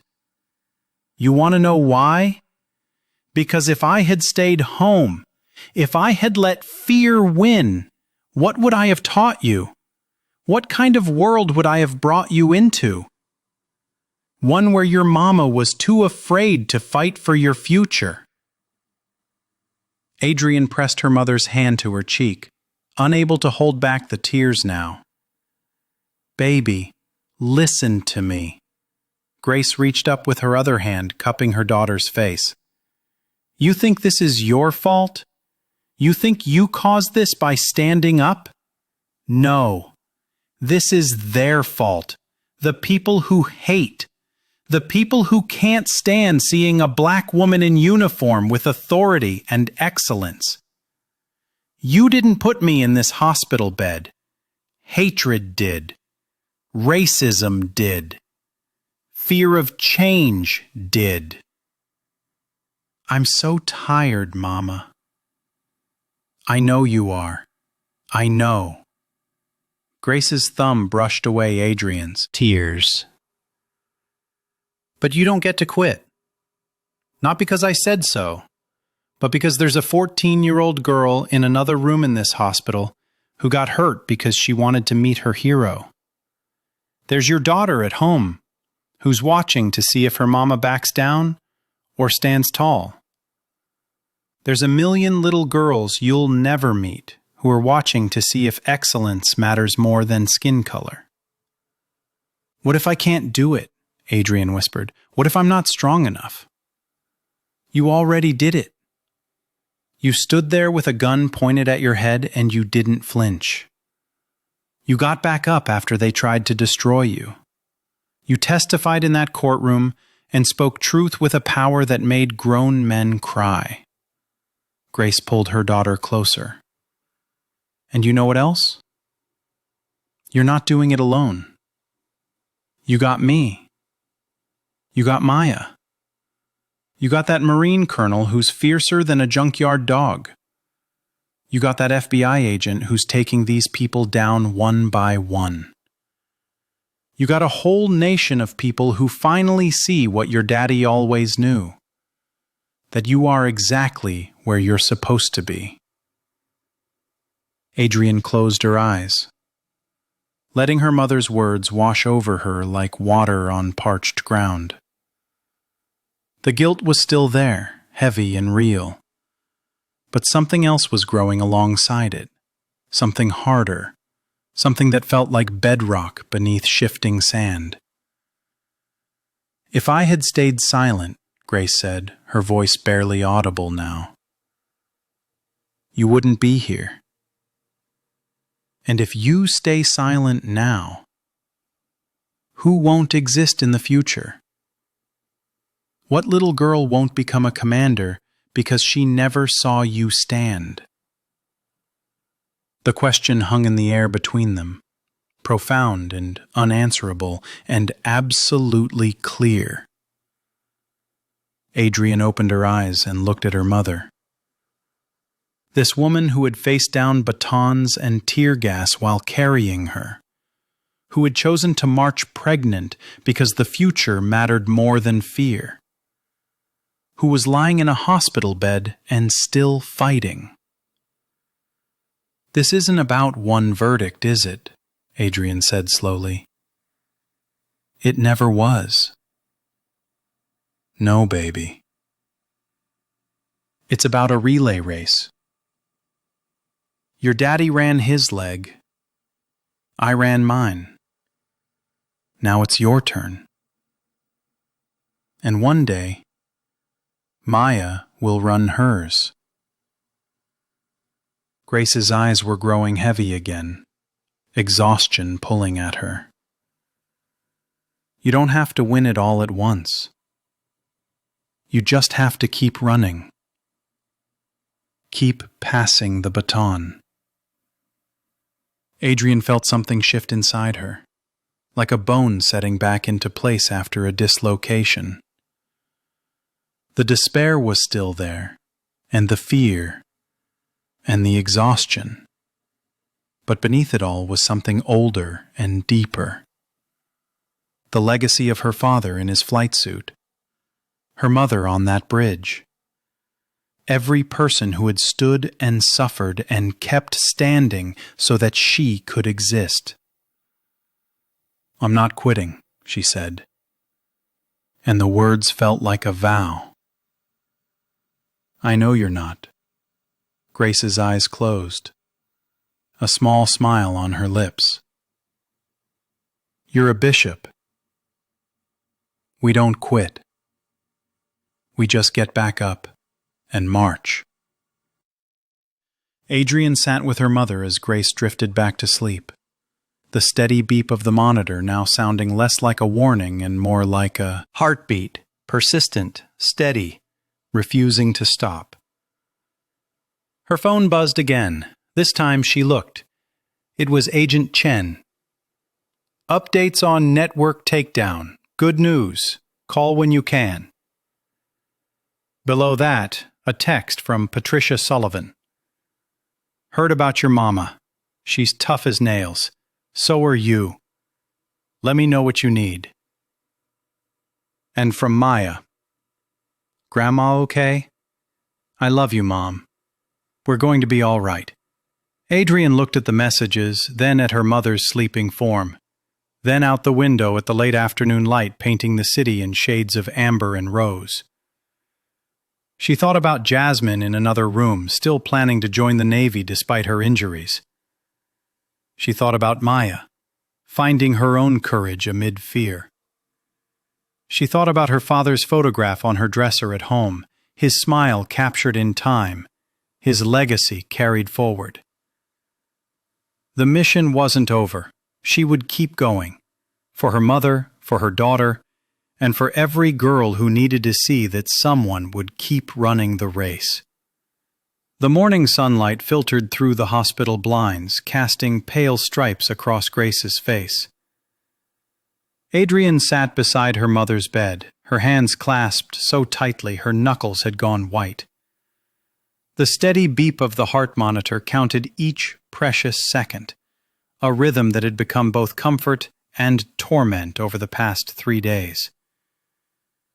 Grace's eyes were closed, her breathing shallow but steady.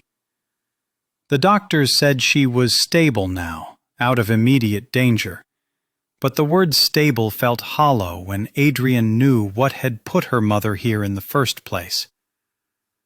Her phone buzzed again. She'd silenced it hours ago, but the vibrations kept coming.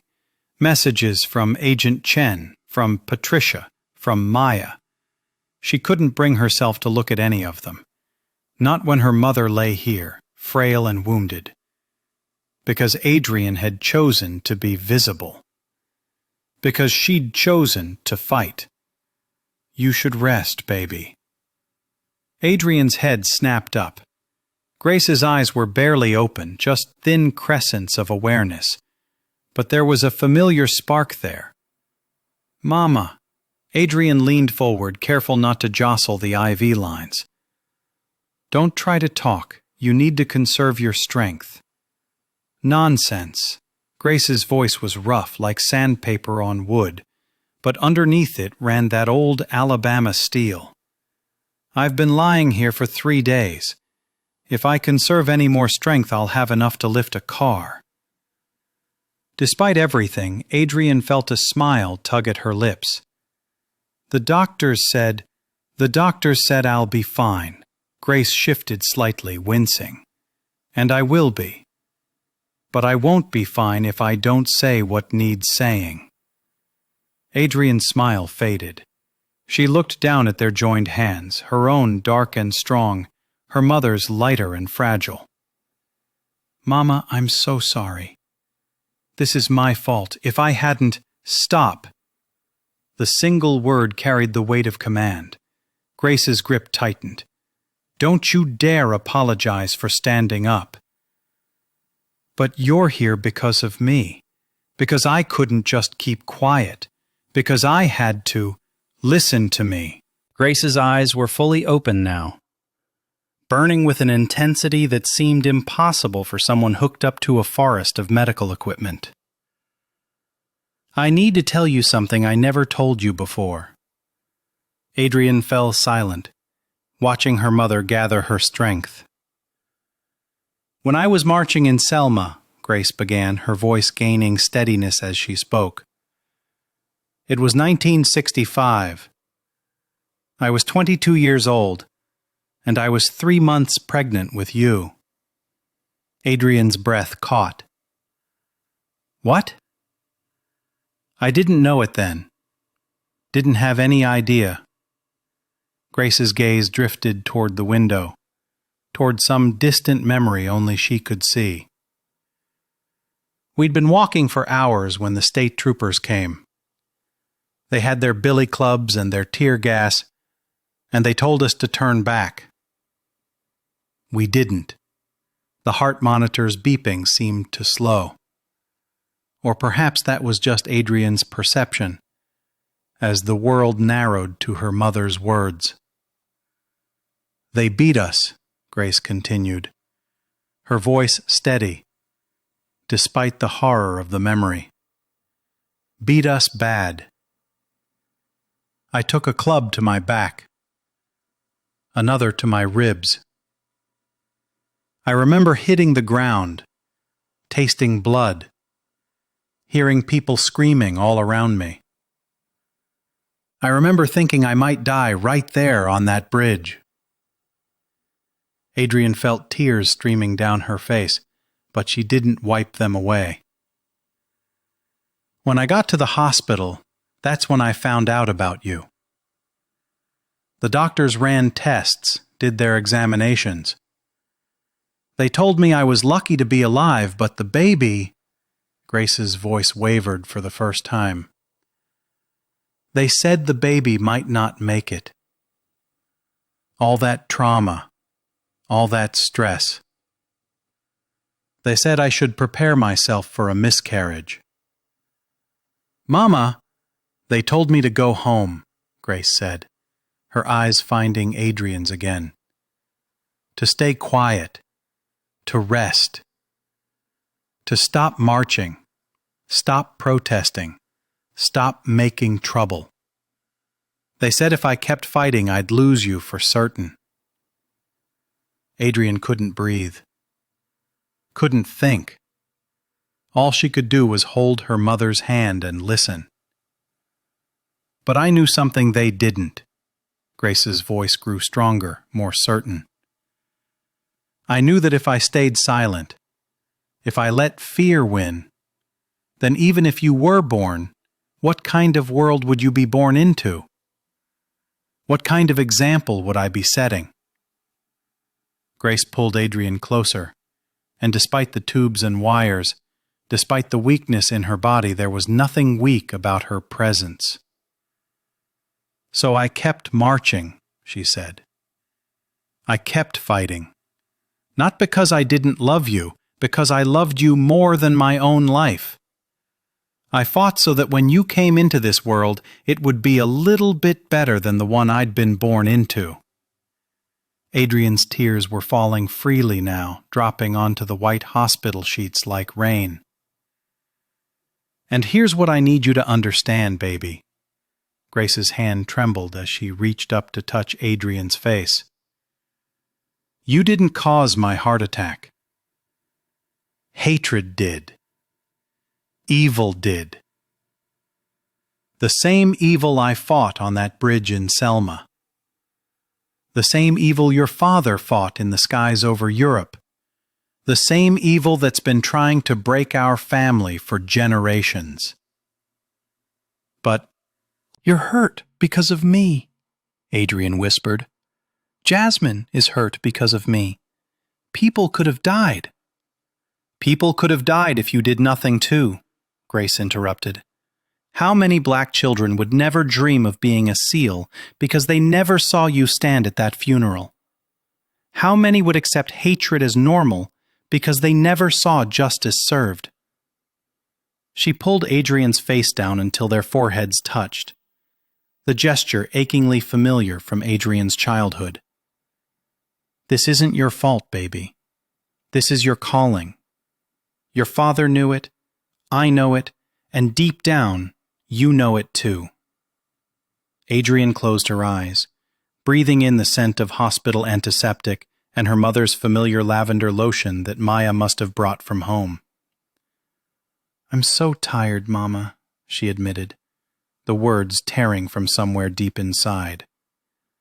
"I don't know if I can keep doing this." "You can," Grace said simply. "Because you're my daughter. Because you're your father's daughter. Because you're a bishop. And we don't quit when things get hard. We stand. We serve. We sacrifice. Not because it's easy, but because it's right." A knock at the door made them both look up. A nurse poked her head in, her expression apologetic. "I'm sorry, Commander, but Mrs. Bishop needs her rest. The doctor said—" "5 more minutes," Grace said, her voice taking on that tone that had made civil rights workers twice her size jump to follow orders. "Please." The nurse hesitated, then nodded and withdrew. Grace turned back to Adrian. "I want you to make me a promise. Anything. Promise me you won't quit. Promise me you'll keep fighting, keep standing, keep showing the world what service really means. Promise me that when I'm gone—" "Don't talk like that. When I'm gone," Grace repeated firmly. "You'll remember that this legacy didn't start with you, and it won't end with you. You're part of a relay race, baby. Your father ran his leg, I ran mine. Now you're running yours. And when you're done, you'll pass that baton to Maya, to Jasmine, to all those little girls who need to see someone who looks like them, standing strong." Adrian nodded, unable to speak past the lump in her throat. "Say it," Grace insisted. "Promise me." "I promise," Adrian managed. "I promise I won't quit." Grace smiled, a real smile that lit up her whole face despite the pallor of her skin. "That's my girl." She settled back against her pillows, suddenly looking exhausted. "Now tell me about Jasmine. How is she?" Adrian wiped her eyes and took a shaky breath. "She's recovering. They say she'll need physical therapy, but she's going to be okay. And Mama, she told me she still wants to join the Navy. Even after everything, she said I inspired her." Of course she did. Grace's eyes were drifting closed again. "Because that's what happens when you stand up. You show others it's possible. You give them permission to stand too." Get some rest, Adrian said softly, squeezing her mother's hand. In a minute. Grace's voice was fading, but her grip remained strong. First, you need to call Agent Chen back. He's been trying to reach you. And Patricia. And your daughter is worried sick. I will. And Adrian? Yes, Mama? That photograph, the one of you at the funeral. Don't let them use it to scare you. Own it. Make it mean something bigger than one moment of hate. Grace's breathing evened out into the steady rhythm of sleep, but her words echoed in the quiet room. Adrian sat there for a long moment, watching her mother rest. Then, slowly, she pulled out her phone. 37 missed calls, 62 text messages. Her inbox was overflowing. The first message from Chen read, "Need to talk, important developments. Network arrests happening now." From Patricia, "Call me when you can. The Whitmore family wants to meet." From Maya, "Mom, please answer. I love you. Grandma's going to be okay. We're all going to be okay." And from a number she didn't recognize, "Commander Bishop, my name is Eddie Morales. I'm the photographer who took the image at the funeral. I'd like to discuss how we can use this photograph to help others, not profit from pain. Please call." Adrian looked at her sleeping mother, at the woman who had risked everything, including her unborn child, because she believed in a better future. At the woman who had faced down billy clubs and tear gas and never backed down. She thought about Jasmine in her hospital bed, still dreaming of serving her country. She thought about Maya, scared but standing strong. She thought about her father, soaring through hostile skies with the tusk, and about the cost of service and the legacy she was meant to carry forward. Grace's eyes fluttered open. For a terrible moment, Adrian thought she'd imagined it. The soft beeping of the heart monitor continued its steady rhythm, the only sound in the small ICU room where she'd kept vigil for the past 3 hours. She'd been sitting in this uncomfortable vinyl chair since Agent Chen had called about the bombing, since the world had turned upside down again, since everything she'd fought for had collapsed into ash and guilt. "Mama?" Adrian leaned forward, her voice barely a whisper. "Can you hear me?" Grace's lips moved, dry and cracked. Adrian reached for the cup of ice chips on the bedside table, slipping one between her mother's lips with trembling fingers. "Baby." The word came out rough, barely audible, but Grace's eyes were clear, sharp, focused on her daughter's face with an intensity that made Adrian's chest tighten. "I'm so sorry," Adrian said, the words tumbling out in a rush. "This is my fault. The stress, the threats, everything. I brought this on you.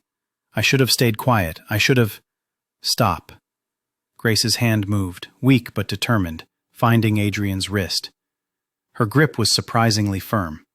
"Stop that right now."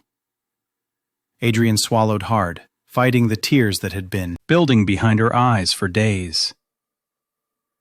"You had a heart attack because of me. Because I wouldn't back down. That girl, Jasmine, she's in the hospital because she wanted to meet me. 3 people got hurt, Mama. How is any of this worth it?"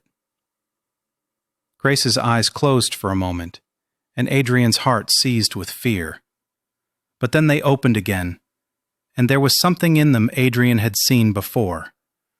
The same look her mother had when she spoke of the old days, of marches and protests and fighting for a better world. "I need to tell you something," Grace said, her voice gaining strength. "Something I should have told you a long time ago." Adrian pulled her chair closer, leaning in to hear. "You know I marched," Grace began. "You know I was there in Selma, in Birmingham, all those places. But I never told you everything about that day on the Edmund Pettus Bridge." "Bloody Sunday," Adrian said softly. She'd heard the stories all her life, of tear gas and billy clubs, of peaceful protesters beaten by police. "I was 3 months pregnant." Grace's words dropped like stones into still water. "With you." Adrian's breath caught. What? I didn't know for certain yet, but I suspected. Grace's thumb stroked Adrian's hand. I was young, just married to your daddy. He was overseas, serving his country like he always did. And I knew deep down that I was carrying his child. Carrying you. The monitor beeped steadily. Outside the room, a nurse's shoes squeaked on linoleum. But Adrian couldn't move, couldn't breathe. They beat us that day, Grace continued, her voice steady despite the tremor in her fingers. State troopers came at us like we were enemy soldiers. I got knocked down. A boot caught me right in the stomach. I was sure that I'd lost you. Mama. Spent 3 days in a colored clinic, bleeding and praying. The doctor said I might lose the baby. Said the trauma was too much, that my body was too damaged.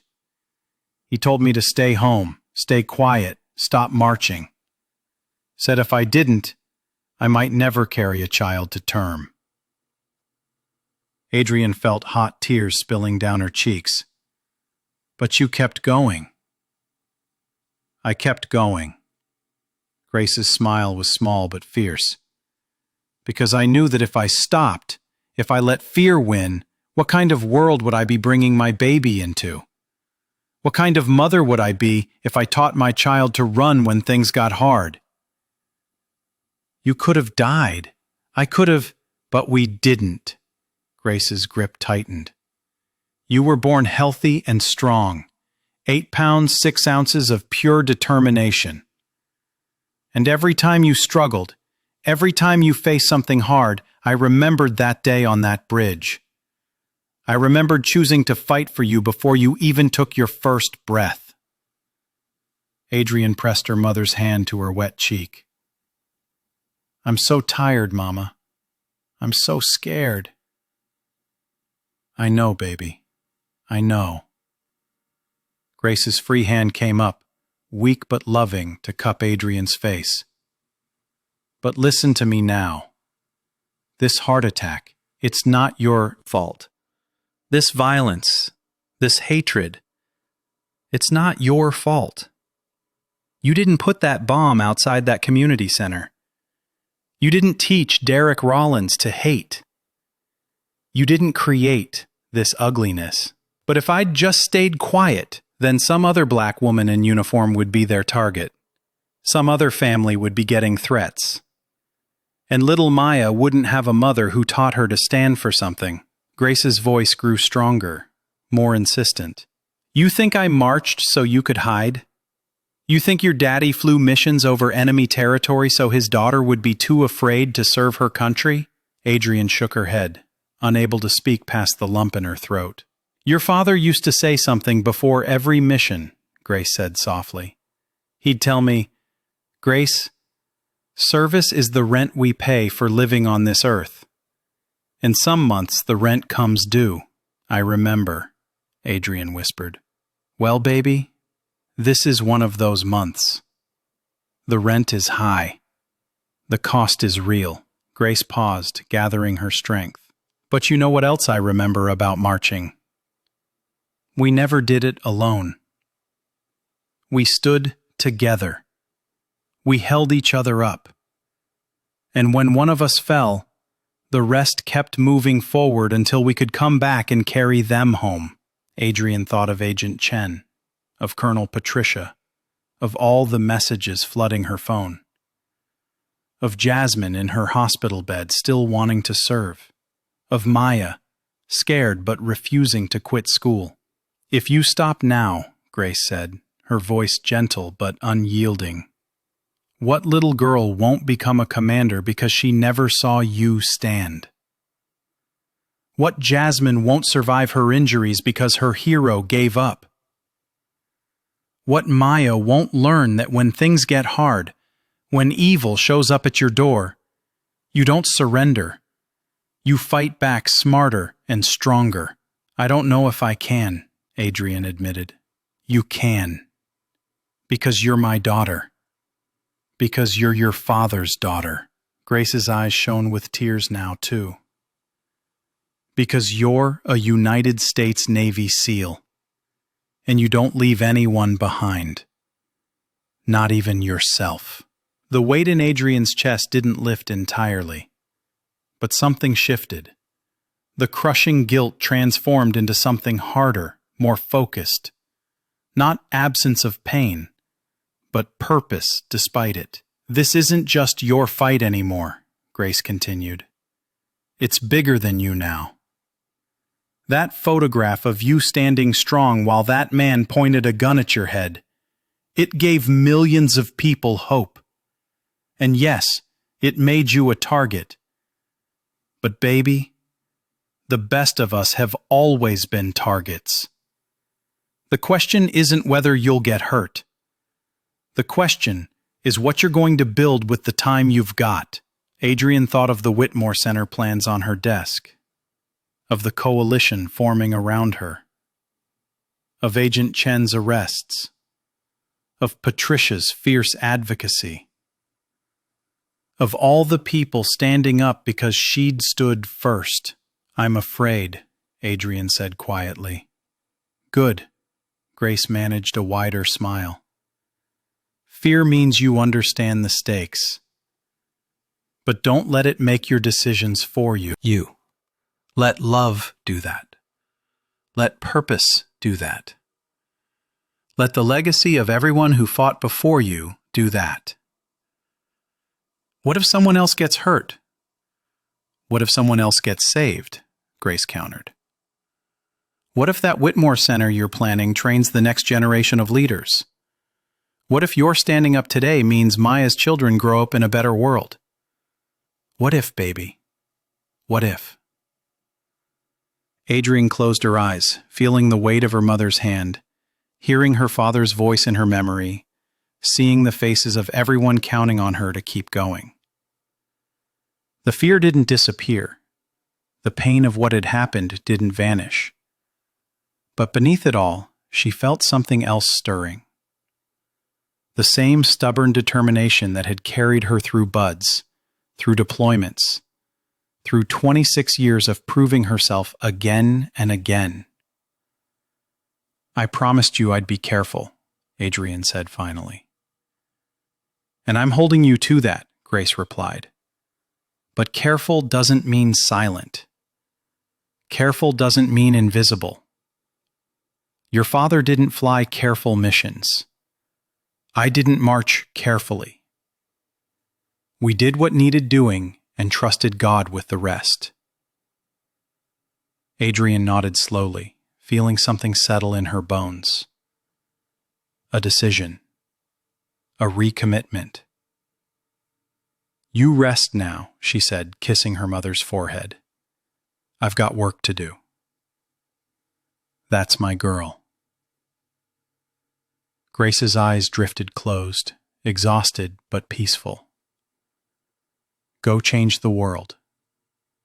I'll be right here when you need me. Adrian stood, her legs shaky but steady enough. She looked down at her mother, this woman who had risked everything, who had marched pregnant, who had never backed down from doing what was right even when the cost was nearly unbearable. She pulled out her phone. There were 17 missed calls from Chen, 6 from Patricia, 3 from Maya. Text messages of support and concern filled her screen. She scrolled until she found the one she was looking for, from Patricia. I've got the Whitmore family on board. They want to help. We all do. Adrian typed quickly. I'm ready. Let's build something that outlasts all of this hatred. Let's make sure no one can say we went quiet. The response came within seconds. Now that's the commander I know. War Council tomorrow, 0900? Affirmative.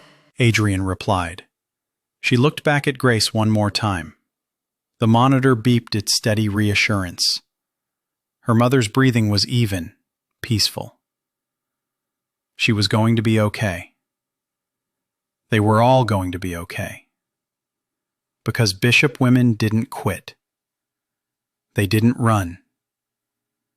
They stood their ground and built something better from the ashes of everything that tried to break them.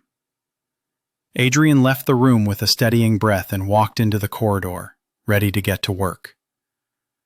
Grace's grip on Adrian's hand had been firm despite the tubes and wires. Her words still echoed in the hospital corridor as Adrian walked toward the elevators. Her mother's story about Selma settling into her bones like a second skeleton. If I had stayed silent, you wouldn't be. Here. The elevator dinged. Adrian stepped inside, alone with her reflection in the polished steel doors. The woman staring back looked different somehow. Tired, yes. Scared, absolutely. But no longer broken. Her phone buzzed. Agent Chen. 12 arrests this morning. Network's command structure is dismantled. We got them. She read it twice, letting the words sink in. Then Patricia Sullivan's text appeared. Media's requesting your statement. Your call, Commander. We stand with you either way. Adrian closed her eyes. For 26 years she'd worn this uniform, through deployments that tested her body and discrimination that tested her soul. Through her father's funeral, and now through an attack that should have destroyed her. But Grace Bishop's daughter didn't break. She adapted. She endured. She stood. The elevator doors opened on the ground floor. Through the glass lobby doors, Adrian could see a small crowd gathered, reporters with cameras, but also people holding handmade signs. We stand with Commander Bishop. Service over hate. A young black girl, maybe 10 years old, wore a homemade Navy uniform. Adrian's phone buzzed again. This time, Maya. Mom, Jasmine's awake. She's asking for you. Jasmine Carter, 14 years old. Injured because she wanted to meet her hero. Because hatred had followed Adrian's light and struck an innocent child. Adrian could walk away, resign, disappear into the quiet life her family deserved. Or she could do what her father taught her, what Grace had modeled on that bridge in Selma, what Senator Whitmore had championed until her final breath.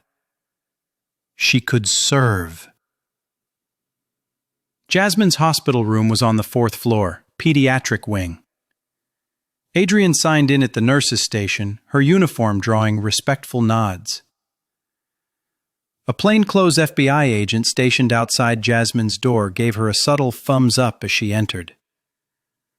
The girl lay in the bed, her right leg suspended in traction, bandages visible on her arms. But her eyes, those eyes, blazed with something Adrian recognized instantly. Purpose. Commander Bishop? Jasmine's voice is small but steady. You came. Of course I did. Adrian pulled a chair close to the bed, her throat tight. Jasmine, I am so sorry. What happened to you? Wasn't your fault. Jasmine shifted slightly, wincing. My mom keeps saying that too. The FBI guy told us. Those men wanted to hurt people because they hate what you represent. Adrian blinked back tears.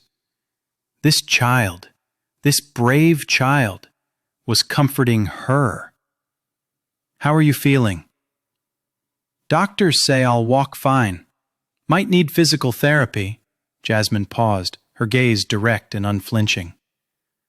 Commander, when I get better, I'm going to join the Navy. I decided while I was waiting for the ambulance. The words hit Adrian like a physical force. Jasmine, I know it'll be hard. I know people will hate me just for trying. But you didn't back down when that cop pointed a gun at your head. You didn't. Run when they came after your family. Jasmine's voice grew stronger.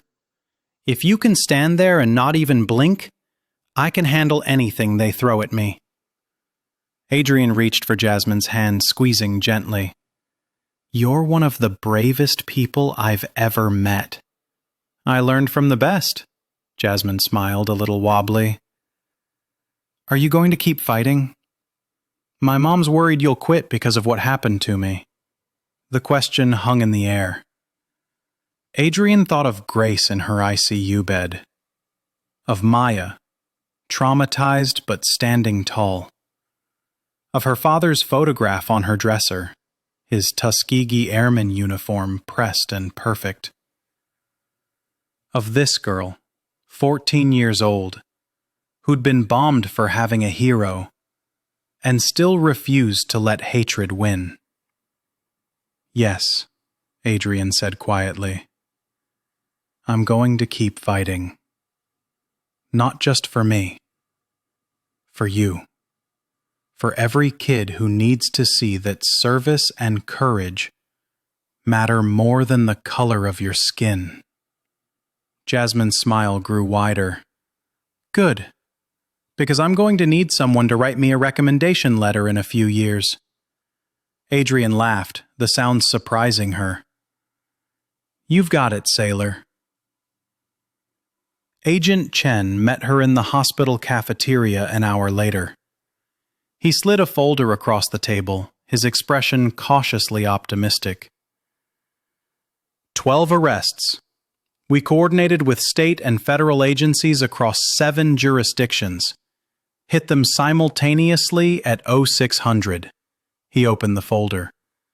The bombing was their last-ditch effort. They knew we were closing in. Adrian studied the arrest photos.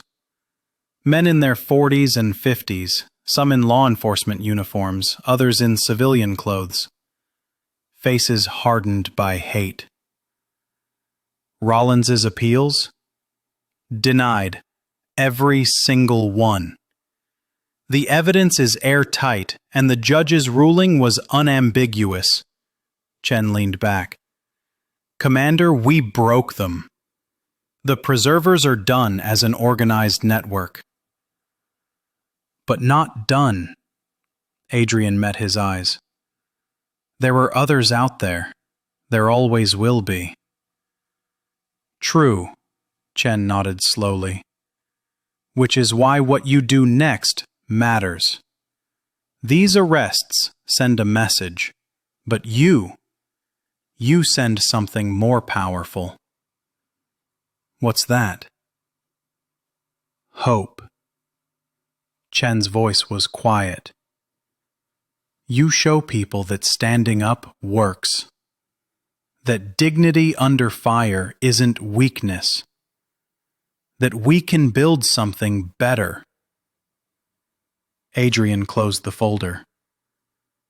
Patricia wants to launch the initiative, Service Before Self. A coalition of veterans committed to fighting extremism and supporting each other. I heard. The FBI's ready to partner on the education and prevention side. Chen hesitated. There's something else. Rollins's sister requested a meeting with you. Adrian's hand stilled on her coffee cup. His sister? Karen Rollins. She's a schoolteacher, 49, married with 2 kids.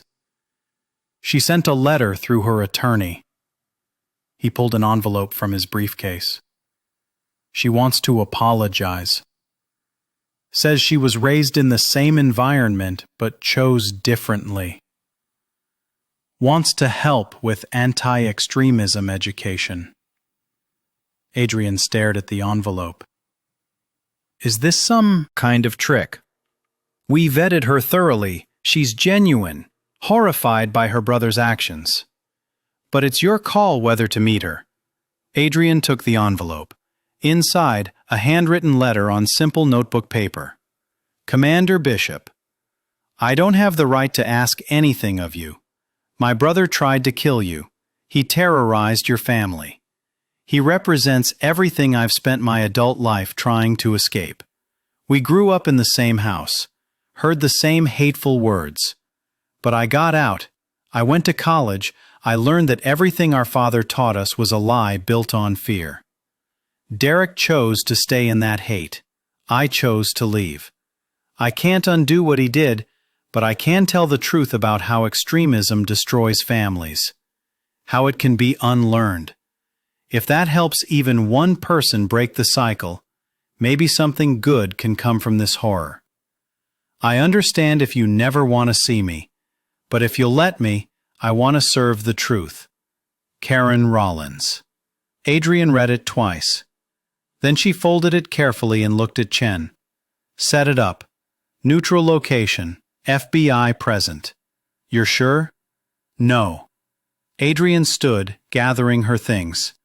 But my mother marched on a bridge while pregnant with me.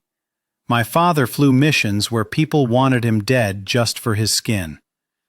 Service means doing the hard thing, even when it scares you. Especially when it scares you. Maya was waiting when Adrian returned to the safe house that evening. She sat curled on the couch, her laptop open to news coverage of the arrests. Mom. She looked up, her face a mixture of relief and lingering fear. They got them? 12 of them, the main network. Adrian sat beside her daughter, wrapping an arm around her shoulders. Chen says we're safe. The threat levels dropped significantly. Maya leaned into her mother's embrace. Can we go home? Soon. They want to monitor a few more days, make sure there are no retaliation attempts. Adrian kissed the top of her daughter's head. I visited Jasmine today. How is she? Brave. Talking about joining the Navy when she's old enough. Maya was quiet for a moment. She's crazy. Maybe, or maybe she understands something important. Like what? Adrian chose her words carefully. That the best way to honor pain is to transform it into purpose. That letting hatred make you small means they win. Maya pulled back slightly, meeting her mother's eyes. Are you going to keep doing this? The speeches, the initiative, all of it? Yes. Is that okay? I don't know. Maya's voice wavered. I'm still scared. I still hate that people want to hurt us. But Grandma told me about Selma, about marching while she was pregnant with you. She told you? Yeah, before her heart attack. Maya's eyes glistened. She said, the Bishop women don't run. We stand, even when it's terrifying. Adrian pulled her daughter close again, her own tears finally falling. I'm so proud of you. I'm proud of you too, Mom. Even when I'm angry and scared, I'm proud. They sat together as evening light faded through the safe house windows. Outside, FBI agents kept watch. Across the city, investigations continued. In hospital rooms and courtrooms and encrypted networks, the battle against hatred waged on. But here, in this moment, a mother and daughter held each other. And that was enough. 6 months later, life hadn't returned to the way it was. But it had found a new, steadier rhythm.